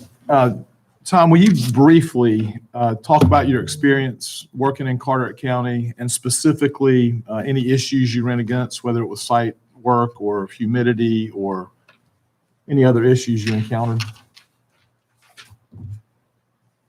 The biggest challenge we've had lately, and it's not just Carteret, but it's up to scale, is agencies are still not playing with us. Agencies today are a hurdle because they're all protracted. Getting through agency reviews at even the DOI, DPI, DEQ, DOT, all of those agency reviews are really a challenge because they're all working from home and they won't give us their cell numbers. So it's just hard to get in contact with that. But I think local jurisdiction is number one. Number two is Chase, come here. It's Chase. I mean, we had a long conversation the other day outside of NC State and Syracuse, and that was another one. That was tough. But just about the soil conditions here. I mean, soils are our biggest challenge because we do geotechnical, right? Yeah, we actually sub out the geotechnical stuff, but we work with the local soil scientists and geotech. I mean, we have interesting soils here that we have to go through. And I think you really hit the nail on the head with some of the review agencies. They are really backed up. I mean, what used to take 30, 60, 90 days is taking 60, 90, 120 days, 150 days. I mean, that's been an issue that's been going on for the last year and a half or so. But yeah, the local knowns or the local interesting pieces for each project is always a hurdle as you go through. And that's why they got us here. John, water is going to be an issue. I mean, I make reference fondly to the tank. Yeah. But water's an issue. Oh, yeah. Utilities are the biggest concern probably, because if this has to stand alone, it has to have water. It has to have a fire protection because an A4 assembly is required by state building code to be sprinklered. So we've got protection as well as service in that. Water is going to be a concern, and how we have adequate flow and pressure. Gary, fire pumps. What are you referring to? If you go to the back parking lot behind the auditorium, in the very back corner, you'll see, to you, it could be a fuel tank. It's a water tank that we had to put there in order to meet code requirements for fire suppression on just that auditorium. We struggled. We fought hard. We got beat down. We tried a lot of different ways to get past it. A lot of different ways. Now, the irony is they love it for band practice because marching band, and they can get up on top and see what's going on. Yes, water is probably the biggest challenge in my mind. It always is in every municipality, but it's pressure and flow. 60 PSI, 20 or 20 PSI, or 60 PSI, 20 gallons per, anyway. Hydrants and protection. That's probably the biggest challenge utility-wise. I know you said some are local. Where are you based out of? I am out of Raleigh. Okay. Eric almost lives in Beaufort. Almost. Fayetteville. I was going there. Fayetteville. Eric's out of Fayetteville. Thank you. Yes, we're out of Raleigh. Mr. Whitford? And Chase, and Chase is here. Here. Civil, again, civil has to be here. We talked long about it. I just believe, even before we had the conversation, you need to have a civil engineer that understands, especially here. I mean, I built Whitesides Elementary School in Mount Pleasant, South Carolina. It was basically jelly. I mean, we've thrown piers down to hold the building. I mean, that is a big hurdle, is understanding what it takes to make this building stand up in the seismic conditions that we have, and then finding solid ground. Perfect. Mr. Whitford? It wasn't a problem. Thomas, I've got two questions. If problems are experienced either during construction or right after construction, how do you work through them? As a team, I really hope that my experience in this profession anticipates those problems. So if they're constructability problems, we work it out. Typically on projects, we will bring into play a construction an owner's contingency to address some of those problems. I mean, we're not perfect, and there are going to be issues because every contractor understands projects differently, but we work together with our owners to absolutely solve those problems in the most reasonable way possible. What do you want? You want to know who's going to pay for what? I mean, I know what the question is. The next question is, what do you recommend for humidity control on these gymnasiums and classroom additions?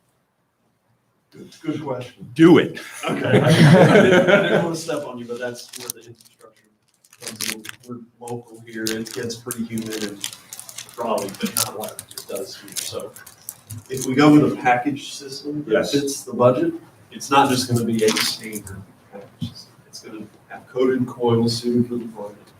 As far as humidity control, that's not that expensive. We call it active reheat. The way DX systems work these days is the thermostat calls for cooling. Well, air conditioning is temperature and humidity. Of course, in those very basic units without the brain power. The thermostat tells the coil to turn on, it satisfies the temp, and then it turns off, like the unit at your house. Well, with active reheat, it monitors both temperature, humidity, and it's a more efficient system. It's going to last longer. The maintenance guys are going to like it better. You won't have complaints. That will be addressed early in the project, into the budget. You basically supercool the air, wring it out, and then reheat it up to active temperature that's delivered to the space.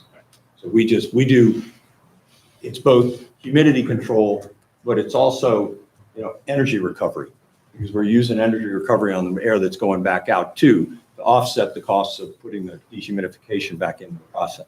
Well, I'm sort of old school in some of this, and I'm familiar with a 2-pipe system versus a 4-pipe system. Are you talking about that, or are you talking about something else?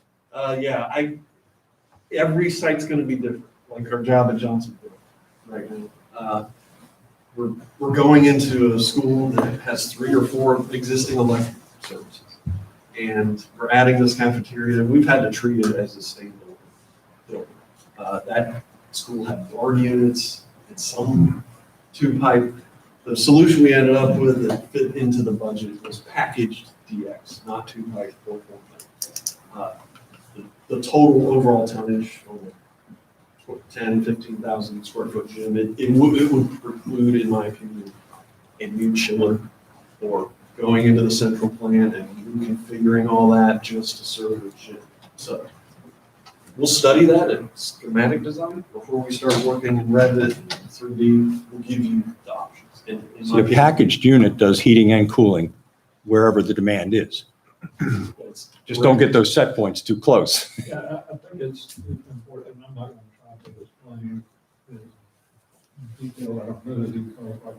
But when we're talking 4-pipe, 2-pipe, or active reheat, it applies to different buildings. Our standalone gyms, we couldn't afford to 4-pipe system those. They're going to be standalone. We can't afford to tie into sites that. Well, they're going to need to be standalone if you're going to entertain them as an evacuation center. Reheat is very functional and very efficient. It is. And in fact, for those of us, it is now available in many residential applications. And if you reside in Carter County, it's worth the investment. Yep. $500 extra dollars. Again, because it's going to be an evacuation center, it needs to stand alone. It can't be reliant on any of the systems in the existing building.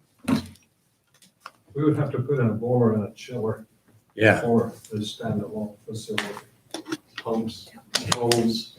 We're getting in the weeds now. Yeah, we are. But it's a good door to open. Porta weeds on, because we don't want a situation where we've got a library in the summer and it's 65 degrees in the library and mold is growing.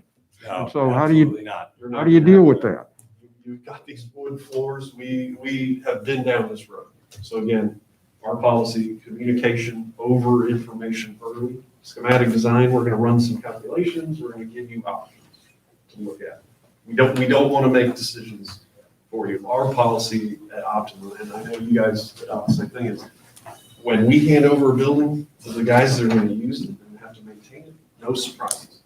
That's lighting controls. That's where the receptacles are, where the technology goes. That's the policy. No surprises. Yeah, these are demand systems is what we call them. So they react exactly to the environment that they're confronted with, which we're just dealing with literally a single space. We'll have smaller spaces in locker areas or changing rooms and that, but basically it will react to the conditions of that auxiliary gymnasium space as they occur real time. I think you're getting the benefit of that as opposed to trying to do a whole school when you get into a 4-pipe or a 2-pipe.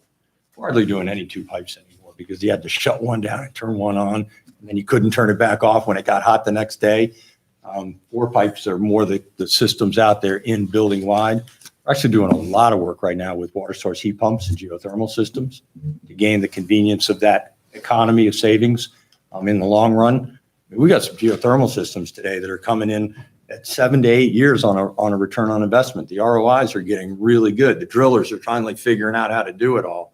And those systems, when you look at bigger complexes, are really becoming part of the nomenclature now of educational facilities design. And then we put solar panels on top and make them net zero. Good. I mean, there's a lot of exciting things going on today. Our kids are painfully aware of the world they live in. They're so connected. We really do address a lot of sustainability issues with them. We will make this building sustainable in the terms of the products that we design and the things that we use with economy in mind. But there's good things out there today that are just as priced, but creating an environment that our kids understand and appreciate and acknowledge is really kind of important. I mean, they're tapped in. They're the digital natives. We have to acknowledge that. We do in everything we do in schools. Perfect. Any other questions? All right, we appreciate y'all coming. Y'all have been very informative. Ladies and gentlemen, I thank you so much from my heart that we had the opportunity to come up and talk with you today. Really Thank enjoyed you. it. Hope you got the passion. Got us fired up, man. All right, welcome everybody. Welcome to Carteret County. I'm glad to see y'all here. Before I ask Mr. Richie Peller to come up, when you are speaking, if you could either take your mask off if you're comfortable doing that so people can hear, or if you will yell and articulate if you decide to wear your mask. We would truly appreciate that. Now I'll give it over to Mr. Richie Peller. Thank you, Chair. The next group we'll hear from is Height Associates, and I'm going to turn it over to Mr. Jimmy Height. Thank you, Mr. Paylor. Chairman, members of the board, thank you for the invitation to come talk to you about Height Associates. We prepared a presentation where we're going to try to talk a little bit about what we think makes us unique, what we think makes us different, and then walk through some of the projects that we've done here in Eastern North Carolina. I would like to point out that we completed what I consider a very successful project for you not too long ago, White Oak Elementary School, where we joined the various buildings together, added 14 classroom addition. Talk a little bit about that later. Our main office is in Greenville, North Carolina. Our work is in Eastern North Carolina. These are the projects that you're proposing. And to run through a couple of slides before I get to the part about what I think the way we do makes us different. Quality education includes well-planned quality facilities, requires good decision-making, and we see our mission as to help you make good decisions about your facilities with complete information and advice based on 40 years of experience in working with school boards. So what are the sorts of things we've done? Since 1984, when I began the firm, we've done hundreds of public school projects, most in Eastern North Carolina. What are we known for? Common sense, energy efficient designs that are low maintenance and easy to maintain. And we've spent a long time refining the details of our school building design approach. We are K-12 planners and designers. We don't focus in any other areas. That's what we do, and we've done it for a long time. We're expert in planning facility improvements for entire districts. We did a capacity study for Carteret County schools in 2016, and we're very familiar with all your schools. We're expert in master planning, individual school campuses, and site selection for new schools and evaluating existing sites for reuse. We're expert in building design for new facilities, additions to existing facilities, and all kinds of renovations. And our unique approach to school design has major advantages, and that's the first part of our presentation that we'd like to start with, which is a little bit about the history of where we came from and why we're doing things the way we do In the early 90s, Johnson County School District had experienced some high bid prices for schools. And they hired a consultant who we had worked with in a couple of other districts who brought us in. And we developed a school design approach that we coined the Unitary Systems approach. The word Unitary has to do with the units of the parts of the schools that are put together. But there's more than that. It's not complicated, but there are a few simple principles that we use for all of our school designs. It's no matter what the educational program is, the same principle will apply. So it's shape, it's connectors, it's pitched roofs with overhangs, and it's platform technology and energy efficiency through design integration. All simple stuff. It's not rocket science. Shape is a design principle. Rectangular shapes cost less to build. That's just a fact.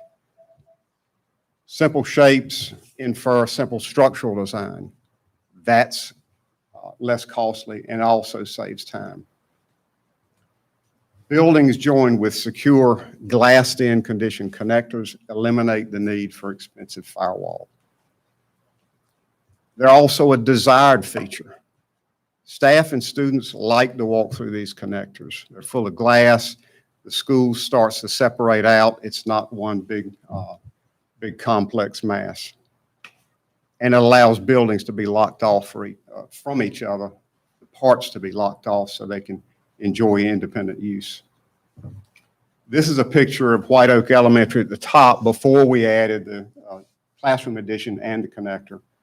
The point of this slide is to indicate that connectors can also resolve building height differences with ramps. The separation allows accessible ramps to connect the various parts. Pitched roofs with overhangs, really simple stuff. But remember that water is your enemy from below, from this way, from the top.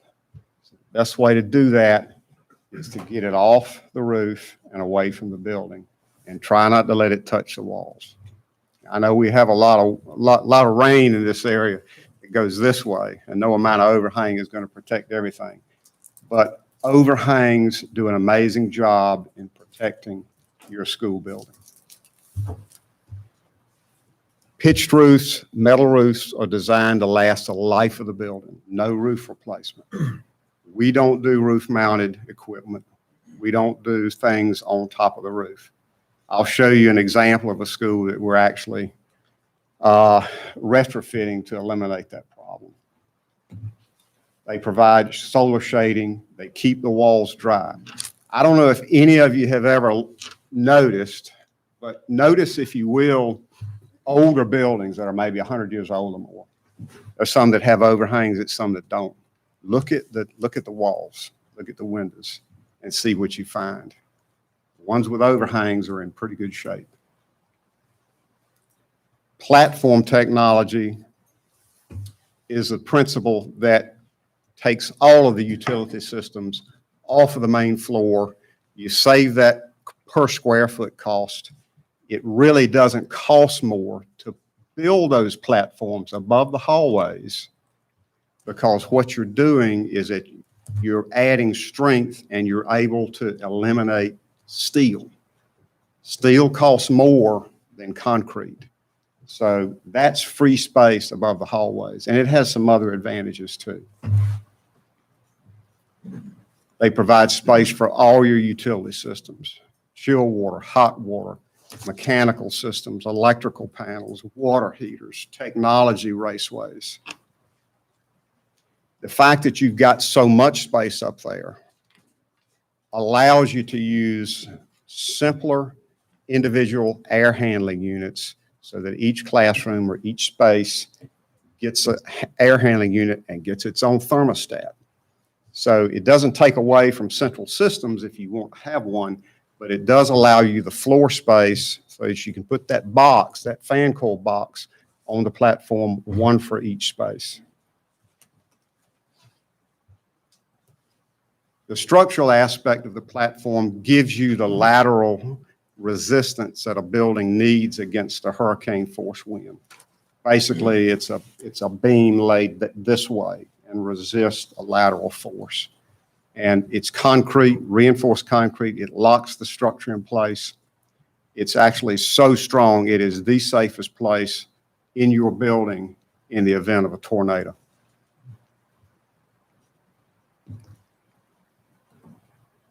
Again, ease of access. We put stairs in all of our buildings to those areas.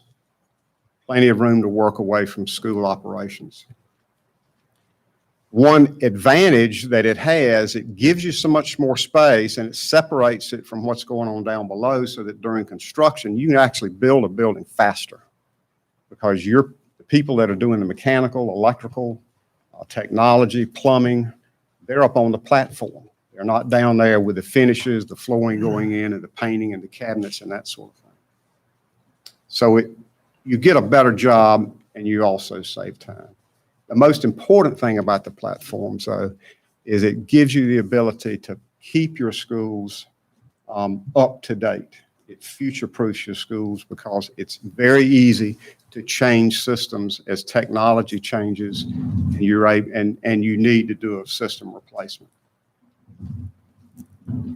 Energy savings through design integration. The point I want to make with this principle is that the single most cost-effective way to save energy cost is to have a tight building and have it well insulated. I tell people the greatest invention in my career is closed cell foam insulation. It's true for schools as well as it is for homes.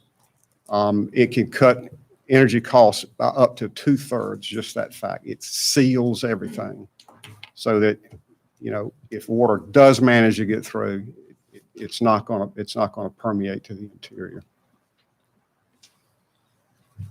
And we've done probably more off-peak ice making and storage systems than any other firm north of Florida. This is a system that we use. We haven't used it here, but boiler chiller systems are very simple systems.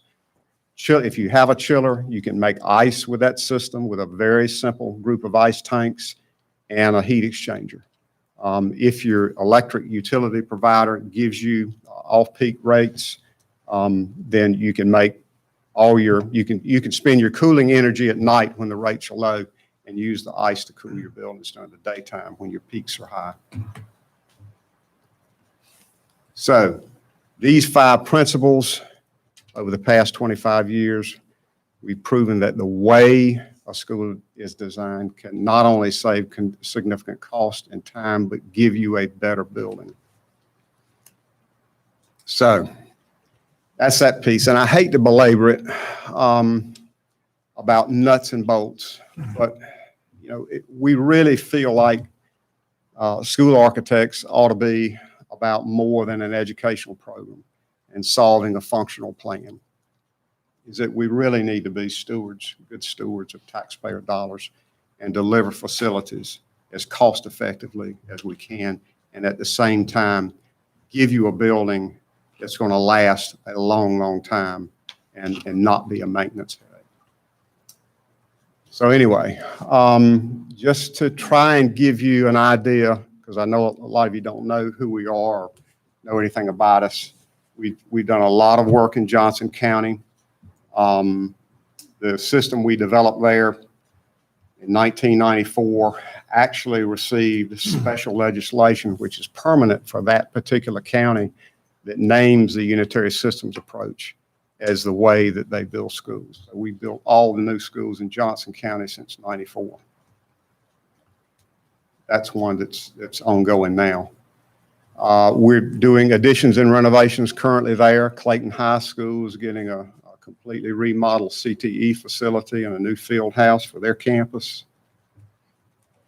We just recently added 24 classrooms on to Corinth Holders High School, which is a school that we did in 2010. And this is an interesting project. This is one of the schools that received some criticism just before we came on board in that district, with high cost per square foot at the time was the upper 90s. When we came on board, we were able to successfully, with the use of our system, bring a school in for $68 a square foot.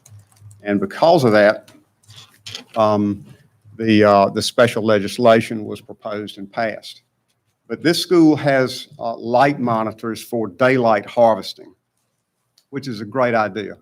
But it did not work in this case. You can see it's a flat roof and they're popped up at the top. So the solution after a facility study that we did in 2016 was to take our recommendation to cover this entire school with a metal roof with overhangs. And that's it under construction. Those two wings in the back have been roofed, and this is the completed project. It's not cheap, but I'll tell you, it's going to extend the life of that school a long time. We actually did 6 of these, 2 high schools, 2 middles, and 2 elementaries at the same time with different contractors in Johnson County. This is another one. This is a high school, South Johnson. You can see the old flat roof underneath. It's in progress, and that's a completed school, completed metal retrofit. So we look at older schools that are built of steel and concrete as materials that don't go away, that need to be preserved. And we think the idea of covering them with metal roofs is a good idea. This is Smithfield Selma High, and we put a new entrance on this school as well as the South Johnson. You can see the inset photograph lower right. So it really does have a new look. These are a couple of middle schools that were completed in the last 5 years there. Swift Creek Middle, North Johnson Middle, very energy efficient buildings. And they both have ice storage systems. In Lee County, we've done a couple of projects that we think are very interesting and ones that we like to show you. Lee Senior High School is a school built various time periods from the 40s, 50s, 60s, 70s, 80s. We looked at the entire campus of 15 buildings, determined we need to demolish 5, and completely restored that campus, renovated all the buildings, did demolition. The blue roof is a new academic building that's joined to 2 other 2-story academic buildings, and we used our connectors. We actually used 2-level connectors to connect both floors of all 3 buildings so that they've got a really nice academic core, and then demolished an older building adjacent to them and created a nice mall for the students. So now it's got a nice front door and it's got a nice grand lobby, and it turned out very well. This was about a $21 million project about 8 or 9 years ago. They got a lot for their money. This is another interesting project in Lee County. The W.B. Wicker School is one of 5 remaining Rosenwald schools that are high schools in the Southeast. And so this one is a national landmark property. This is a construction photo. The original building you see prominently in the front. Behind it is an auditorium, and to the upper right is a gymnasium that was built in the 50s. But this is a 1928 building that's designated as a national landmark. So we were very careful with what we did, but we had the school board there had some really ambitious plans to turn this into a K-5 STEAM school. And this is what we designed, and it was completed a couple of years ago. And it turned out very well. We kept of course, we kept all of the attributes of the original Wicker School, and put a very modern, up-to-date 2-story building to the left, and added on to the gym, completely restored the auditorium. And that's the new building with the old building in the background.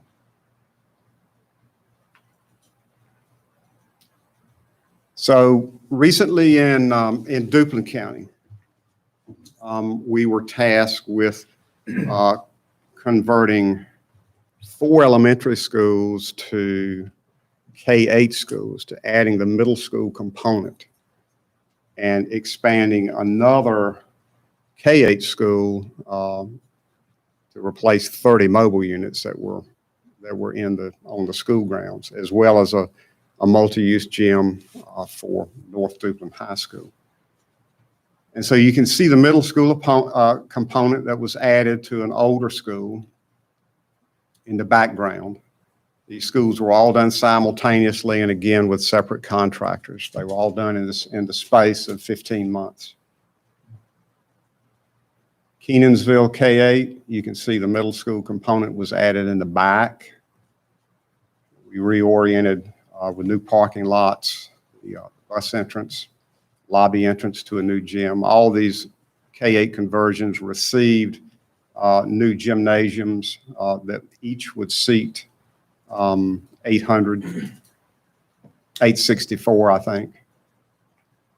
Rose Hill Magnolia, similar program, very large school, different configuration. The light red building was actually an addition, and the darker red is what was added.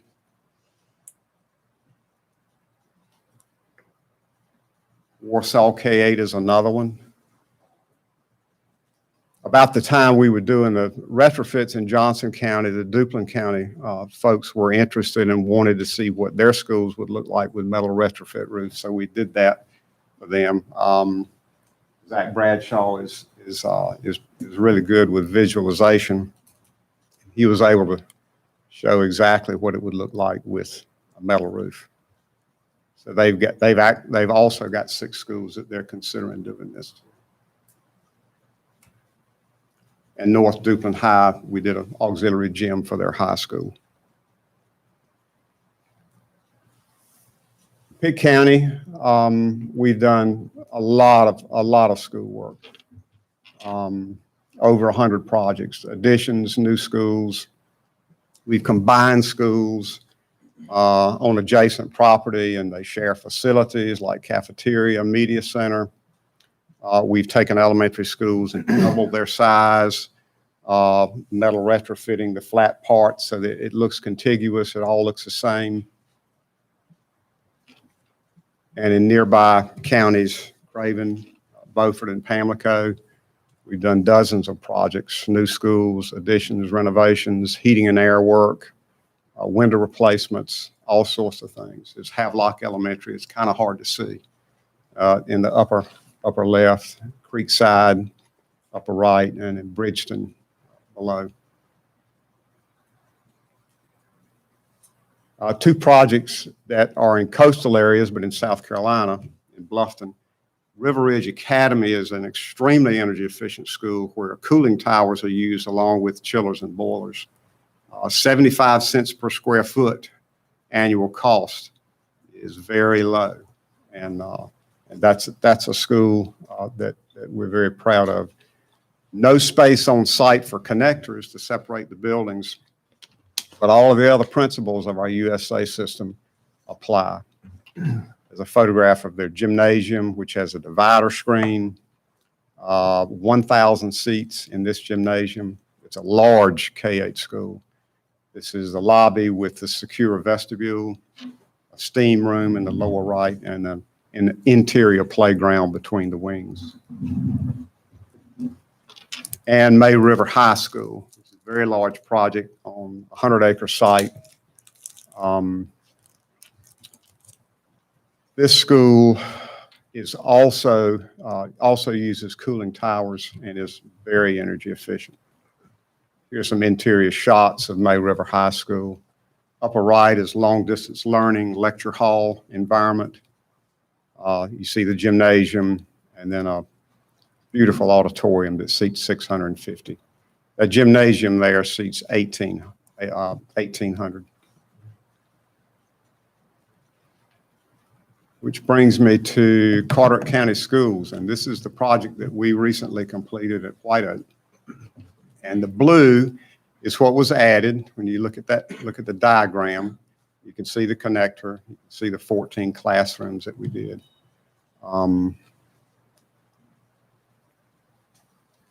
Very proud of our work at White Oak. It was complicated because the new addition went between buildings, and then we connected, I guess, 4 other buildings to the new building, all while school was going on.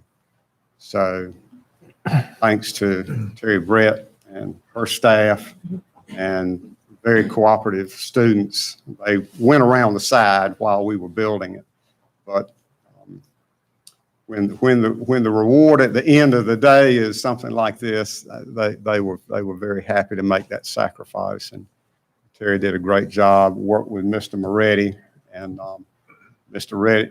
Moretti was always on point in the job meetings with the contractors, and anything he didn't like, he spoke up and listened. And he and I do good cop, bad cop, and I'm the good cop, he's the bad cop.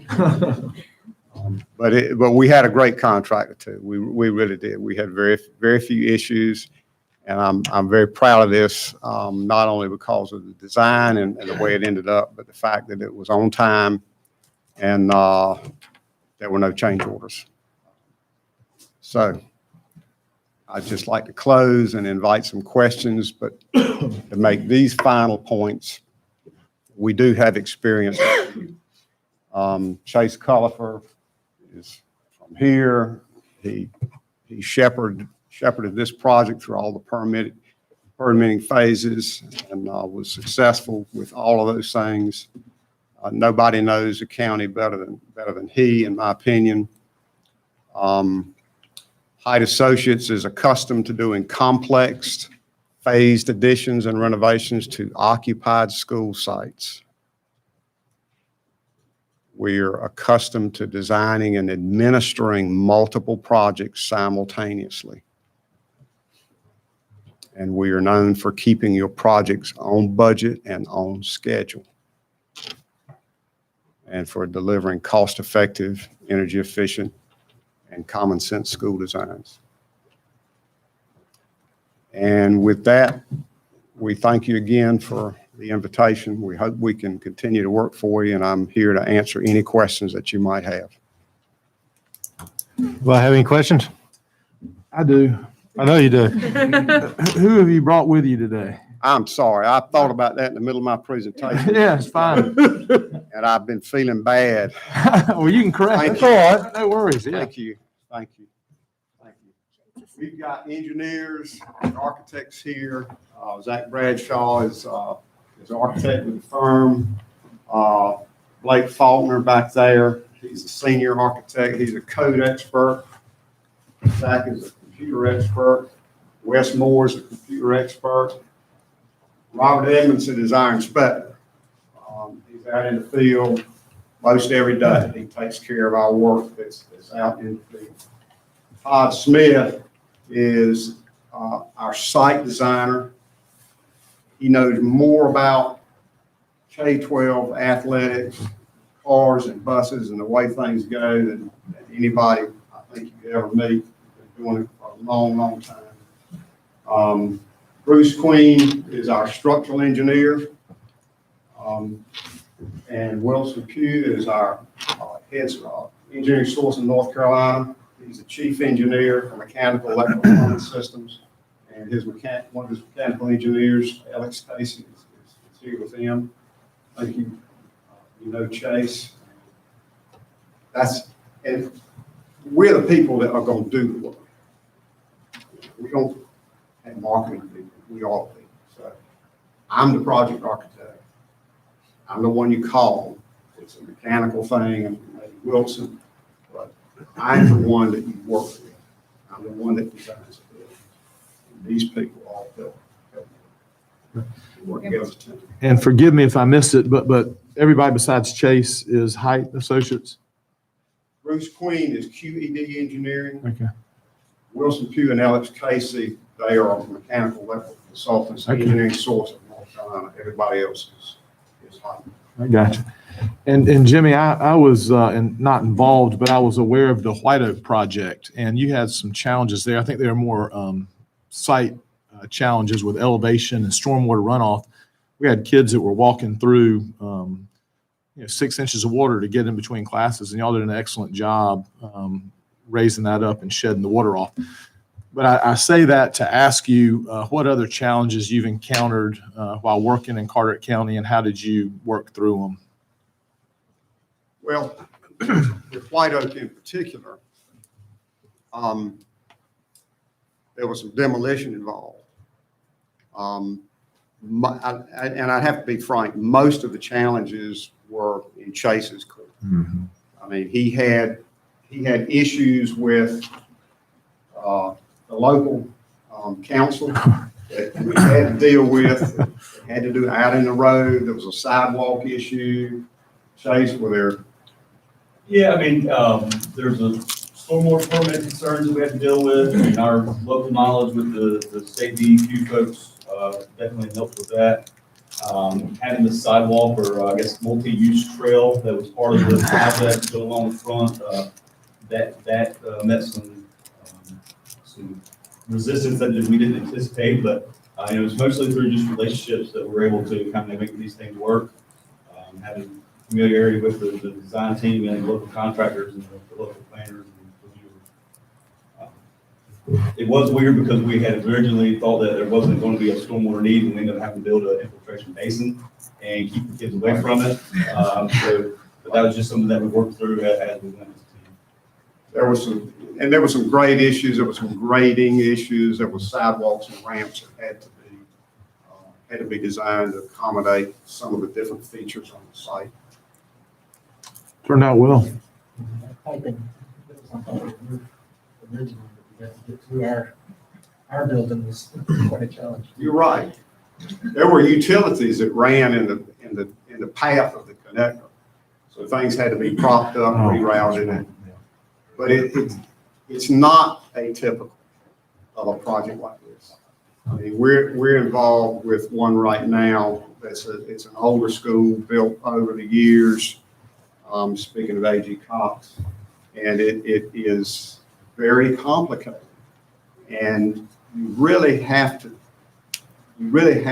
focus and be attentive to the little things, like the wires and the pipes that have to be rerouted. Because if you don't take care of all the little details when you're working on an occupied site with an older building, you're going to get calls, and then you may find out that you have missed something that you should have gotten. And it's just problems. We've had enough been there, done that, to know where these things lie, where problems can occur. And we do a very good job of pre-planning for those.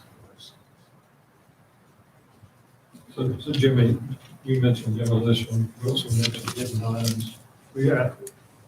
We started with the problem that Chase mentioned, dealing with the local agency that said, you can't do this. And if you do this, you're going to have to do this, this, and this. It's every project. That's why you pay us for $2. That stuff. There's nothing easy. That was Jimmy mentioned demolition. All that you see new was built up and over the existing covered walkway. We poured concrete in the pump truck over all that. The new building was in the middle, in between. We got materials lifted up and over.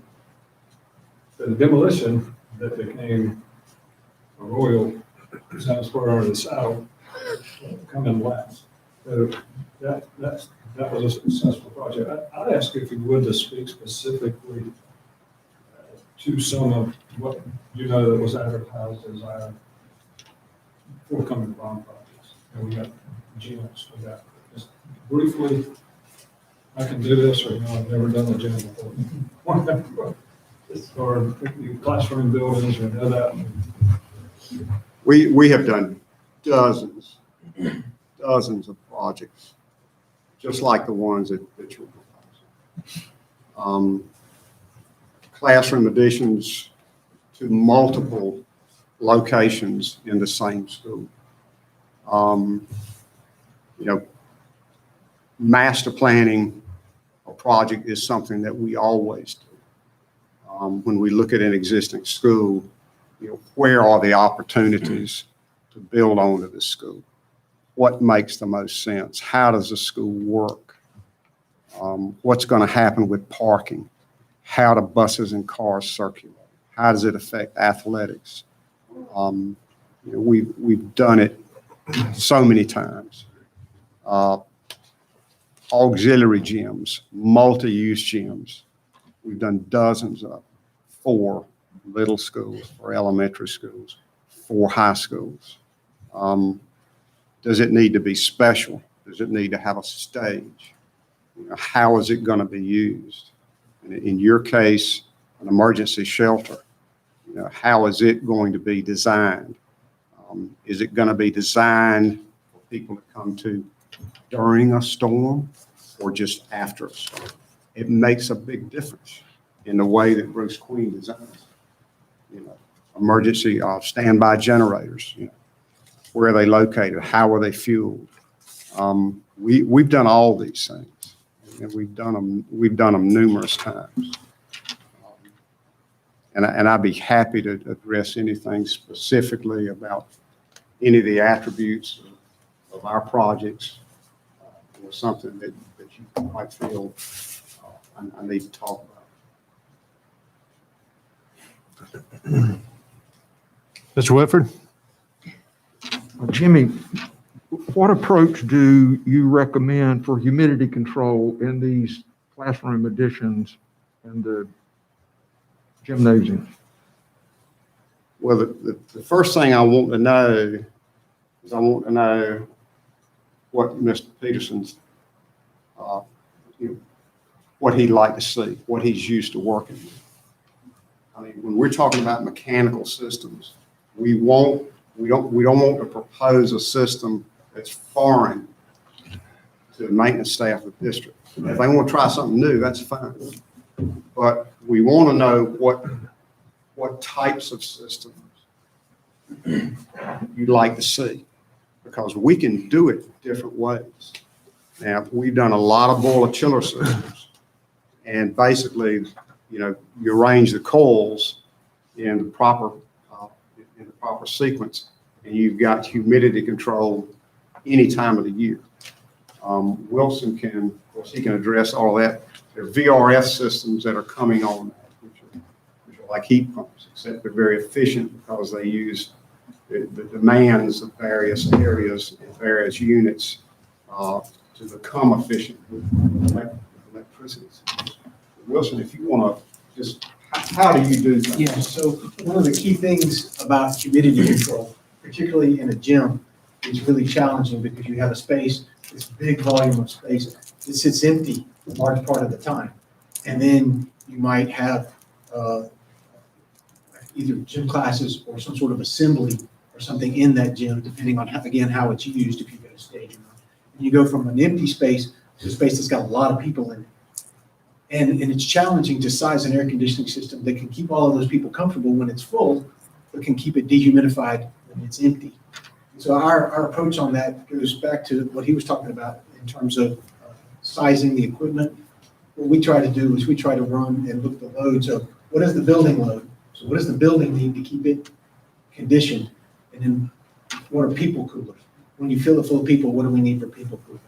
And so we use usually multiple systems based on size. And so your primary system would be just to keep the building comfortable. And that will make sure that the unit runs when it's supposed to.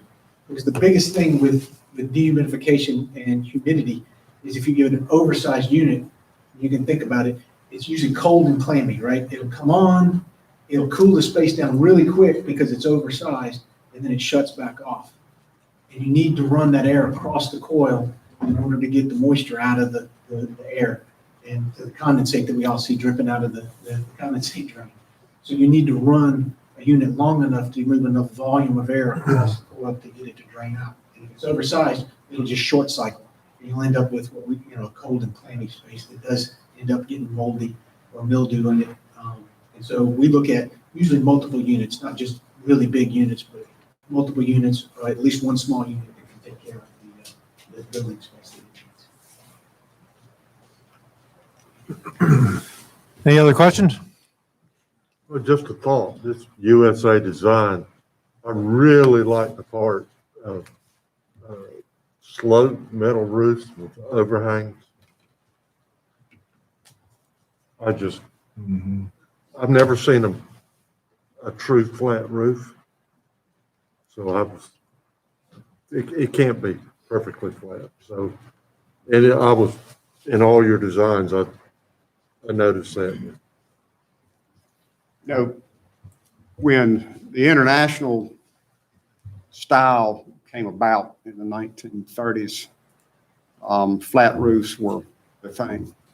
In the 1950s and 60s, most all the schools were flat roofs. Some of them had overhangs, but they're all flat roofs. And the kind of metal building systems that we use today didn't really become available to the architectural and building community until the early 90s. And then there were some issues. But in my view, and I've been doing it since before the early 90s, there's no other way you need to consider it. And it doesn't matter if it's in the middle of a flat roof building or not. You just get, water is your enemy, whether it's in the form of humidity or a leak that's going to cause mold and mildew. Just one quick comment. The other thing that jumped out at me was the closed foam insulation. I did that on my home, and it is unbelievably energy efficient. I know it's much more expensive than traditional insulation. So is that sprayed or is it rigid? It's sprayed. It is. Now, on the roof, that's got to be a flat board, so it's the same type of insulation, but it's a flat board, and we use 2 layers, so there's no thermal through the seams. But the great thing about it with school construction, with masonry construction and steel, is the fact that you can close every crack between the wall and the roof, where you before were trying to stuff insulation. You don't have to worry about that anymore. Now, if it's exposed, you have to cover it with sheetrock because of fire or an intumescent spray. But the fact that you hermetically seal that building is where all those energy savings dollars come from. Perfect. Any other comments or questions? Very good. I think we're good. I appreciate y'all coming. Thank you so much. Very much. Mr. Chair, I'd like to make a motion to go into closed session pursuant to General Statute 143-318.11A5 to establish the material terms of an employment contract or proposed employment contract. I have a motion by Ms. Wheatley. Do I have a second? Second. A second by Mr. McLean. All in favor, raise your right hand. Any opposed? Very good. We're in closed session.